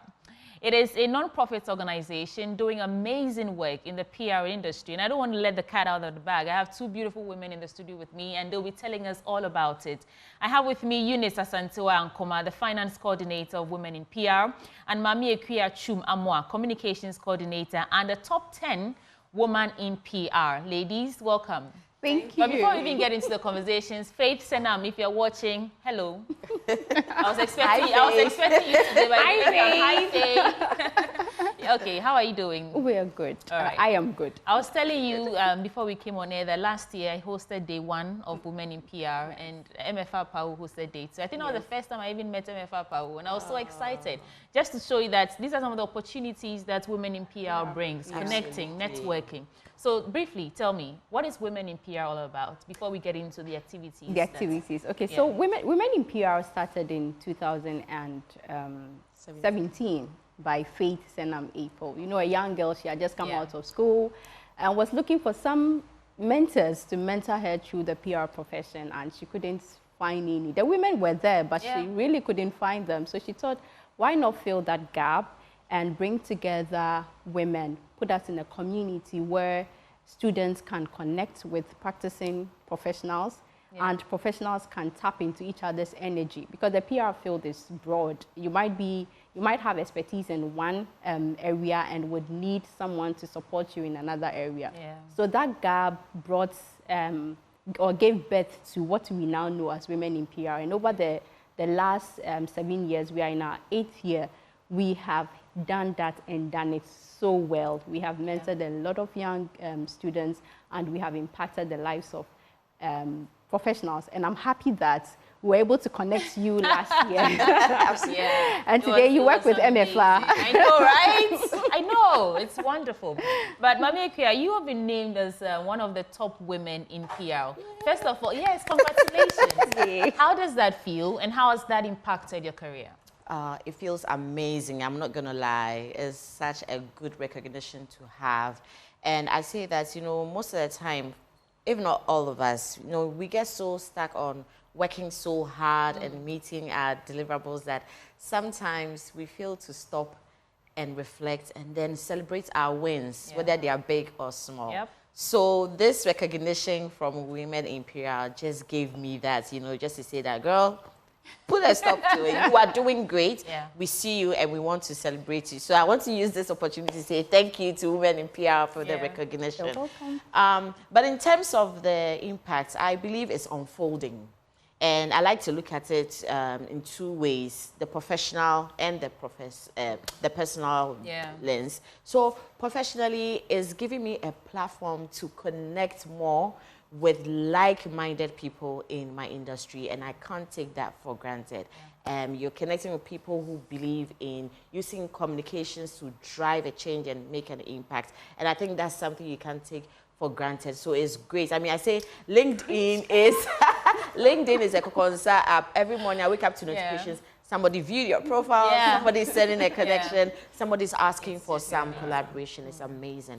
But more so personally, like I said, it gave me a time to reflect, to say, look, you're doing great. So now it's giving me a self-booster. That's how I see it, this recognition, to continue to work hard, to live up to expectations, but importantly, to also pour back, to give back into someone, because the community is giving me so much. And it's about time, you know, we also give And that back. brings us to the annual flagship Women in PR Summit that, you know, Faith she's done so well. Oh, okay, come on. so, That's so my producer is whispering something in my ear. I won't even mind. So let's talk about this. Is it the 5th or 6th edition of Women in PR? It's the 8th. The edition. 8th. Yes. Tell me about that. What's happening? It starts today, right? Yes, so it starts today. Today is day 1, and it's going to be streamed live on all Facebook, social media handles. So Women in PR on Facebook, look for us and then follow us. So we'll be streaming live day 1, and we have interesting lineup. Just to give them a gist of what will be happening today.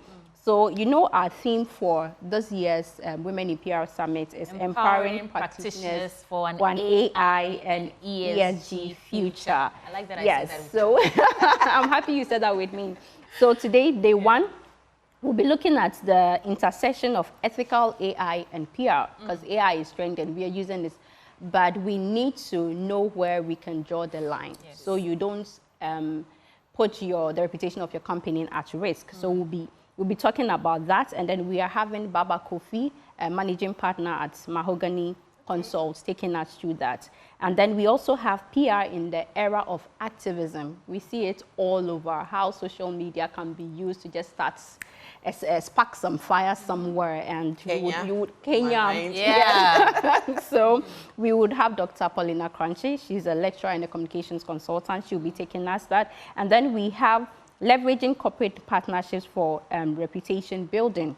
We have the Adjoa Wiafio. She's a Chief Corporate Services and Sustainability Officer at MTN. And then we would wrap up with reporting communications impact, the best practices for effectively communicating your ESG activities. And we have Venan Sondo, who will be taking us through that. So today is power-packed, and we are starting at exactly 10 a.m.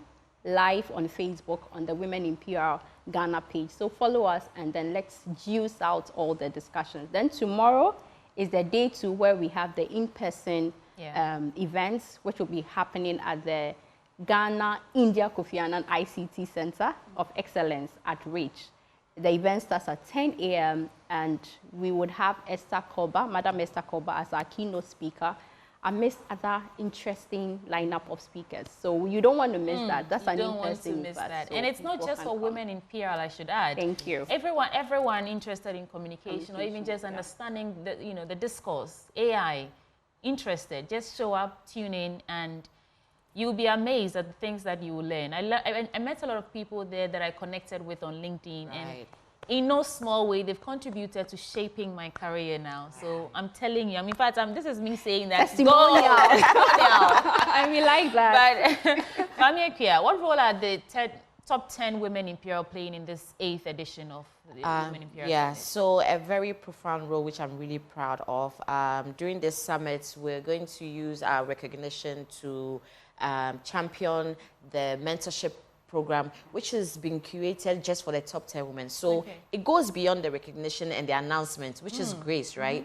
But then we've created a whole mentorship program where we'll be connecting with and coming young professionals. The idea is to guide them, is to mentor them, is to share best practices with them, and to tell them that they are not alone in this journey.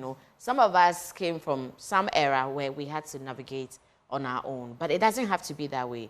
We've learned a lot on the way, and we are at the points where we can give back. So I'm really excited. I've been connected to my mentee, and we're planning amazing things this year. So we will be highlighting this mentorship program at the summit, and I really can't wait for that. It's going to be awesome. So we've talked about the lineup, we've talked about the day it's happening.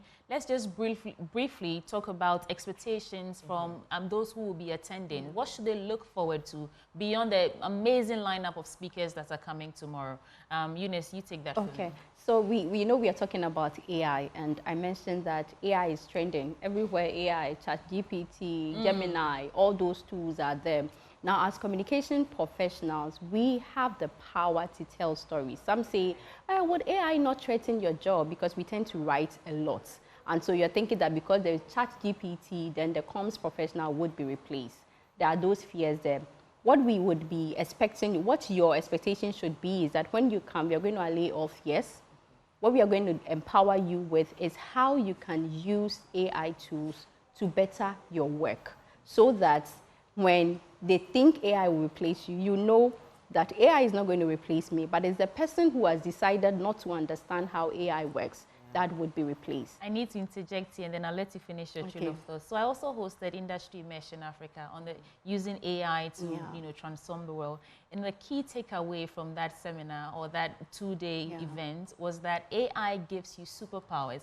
And just like you're saying that ChatGPT can literally write an article for you, but if you understand how to use ChatGPT to your advantage, you do more than the person who just relies or picks directly from there. So AI arms you, not, it's not a competitor. It's not taking something. No, it's a compeller. It would propel you to wherever you want to go, but it would not. And then when we were in PR school, we talk about corporate social responsibility. Now, corporate social responsibility has evolved. It's come under a bigger umbrella, the ESG, environmental, social, and then governance issues. And so what we will also be pouring out to you is how you can leverage on your storytelling skills as a PR professional to share your company's ESG stories or ESG activities. And you have the power to tell that story. Sometimes you need to break down all those complexities so that people can easily understand it. And we also want you to know, we're also going to show you how, the difference between what you knew as corporate social responsibility and how it has transitioned. So it will be in your interest to be there. One area that you should be looking out for, that I am looking out, is the data visualization presentation by Josephine from Afrobarometer. She's the deputy. She's the acting director of communications, and she's going to take us through how we can visualize data. Like, you can actually use data to tell a story that would be appealing to your audiences. So you don't want to miss out on anything. No. Don't stay at home tomorrow. And you also have the opportunity to network. Yes, network. very important. We are bringing all the big wigs you know in communications there. Mami Ekuya Top 10 should be there. So it's in your interest to come and share your stories on LinkedIn. And I mean, you are empowering yourself, you're networking, and you're taking a whole lot away. So please don't stay at home. After all this, if you stay at home, you are doing yourself. So, Mami, I'll give you 30 seconds to just invite those, as in the capacity as the top 10 woman in PR. I'll invite all the young ones listening to us now to show up tomorrow and even log in today, right? Yes. And learn something from us. Okay. What I'd like to say is that this is an opportunity for you because it's free. We're not charging you to be there. Sometimes you just need somebody, you know the way, but you just need somebody to show you the way, okay? And show you the right way for that matter. So I'll invite all young professionals, come, engage with us, connect with us. Let's share ideas. Let's help make your journey interesting and lovely. It doesn't have to be difficult and hard like we had it some years ago. Okay. And just, you know, come and take in nuggets that will help you be the best version of yourself in this PR industry. Couldn't have said it better. Eunice Asantua Ankoma is Finance Coordinator for Women in PR Ghana, and Mami Ekuya Chumamwa, Communications Coordinator, Anglophone West and North Africa, but also the top 10 women in PR.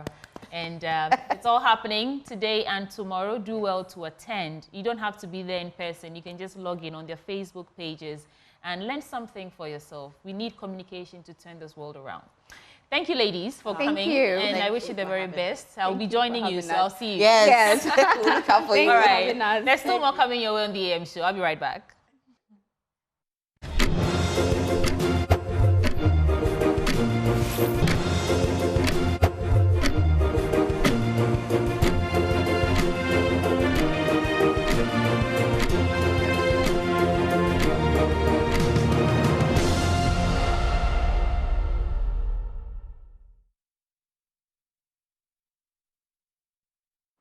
This is the last belt of conversations on the AM show, and my guest this morning is Benjamin Akaku.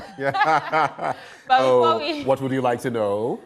Before I come to you with my tough questions and incisive, analysis, I want to tell our cherished audience some information. Now, if you're stressed out about cleaning, then worry no more. Dance World Services is your one-stop shop that meets all your commercial and residential cleaning needs, from pest control, janitorial and house cleaning, event cleaning, and waste management, carpets and sofa, etc. So whether at home or at work, they understand and know how haptic cleaning can clean up your lifestyle. They've got great news for you.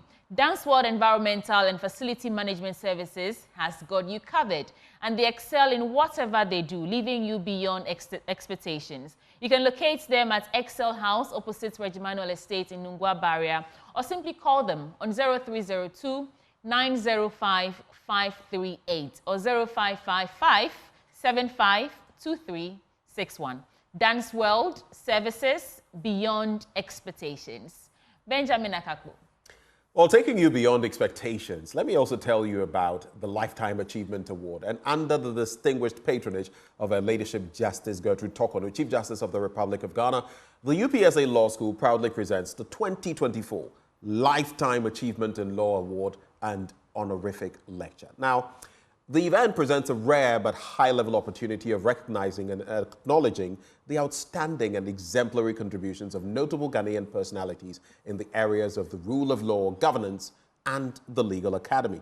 This year's Lifetime Achievement in Law Award will be conferred on Nana Dr. S.K.B. Asante, Paramount Chief of Asante Asokore, and former Director, United Nations Center on Transnational Corporations and Chairman of the Committee of Experts which drafted the 1992 Constitution of Ghana, at an august ceremony befitting the aura of the occasion. The event comes off on Thursday, the 25th of July, 2024 at 5 p.m. at the Kofi Kunedu Auditorium at the UPSA. So please visit their social media platforms, that is at the UPSA Law School social media, or call 0245 347 946. Let me repeat that, 0245 347 946 for more information.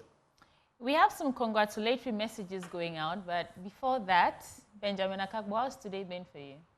Do you want me to do the bit about Euro 2024 first? Yes. All right, so let me do it. We at the Multimedia Group are proud to announce that we are the official free-to-air radio broadcast right owners of Euro 2024. We will deliver live commentary of selected games, including the opening game and the finals, with our team of talented commentators and analysts on Joy FM, Love FM, Hits FM, Adom FM, Insure FM, and Asempa FM. Yaji baby, what do you say? Apart from the live radio commentary, the Multimedia Group has also curated custom Euro 2024 shows on radio, TV, and digital, as well as live viewing events, all aimed at delivering an unparalleled experience of the competition to you, our audience, our viewers. Now, the Multimedia Group's radio broadcast coverage of the Euro 2024 tournament is by courtesy of Sporty TV and Sporty Bet. Watch selected matches of Euro 2024 live on Sporty TV channel 36 on your digital TV sets. You want to stay with us as we actually walk you through Euro 2024. But I think we should go up north for a trip one of Benjamin, these, I'm way days. ahead of you. With the rest of the team. I am way ahead of you. I am escaping to Royal Cozy Hills Hotel, so I'm inviting you to come with me. I'm sure you've seen the rest here in Accra. It's now time to see the best. Take a break from work and take a break from the south. The Royal Cozy Hills Hotel, that is at Japa, Dubai, is the best place to relax, rewind, and re-energize. It is away from the stress of the south. And what awaits you when you go to Japa, Dubai? Unforgettable safari experience. Amazing array of wildlife, including lions, hippopotamus, zebras, ostriches, and many others, using their spacious and well-secured game tour vehicles or quad bikes. There's also water sports, such as jet skiing, boat and canoe rides, etc.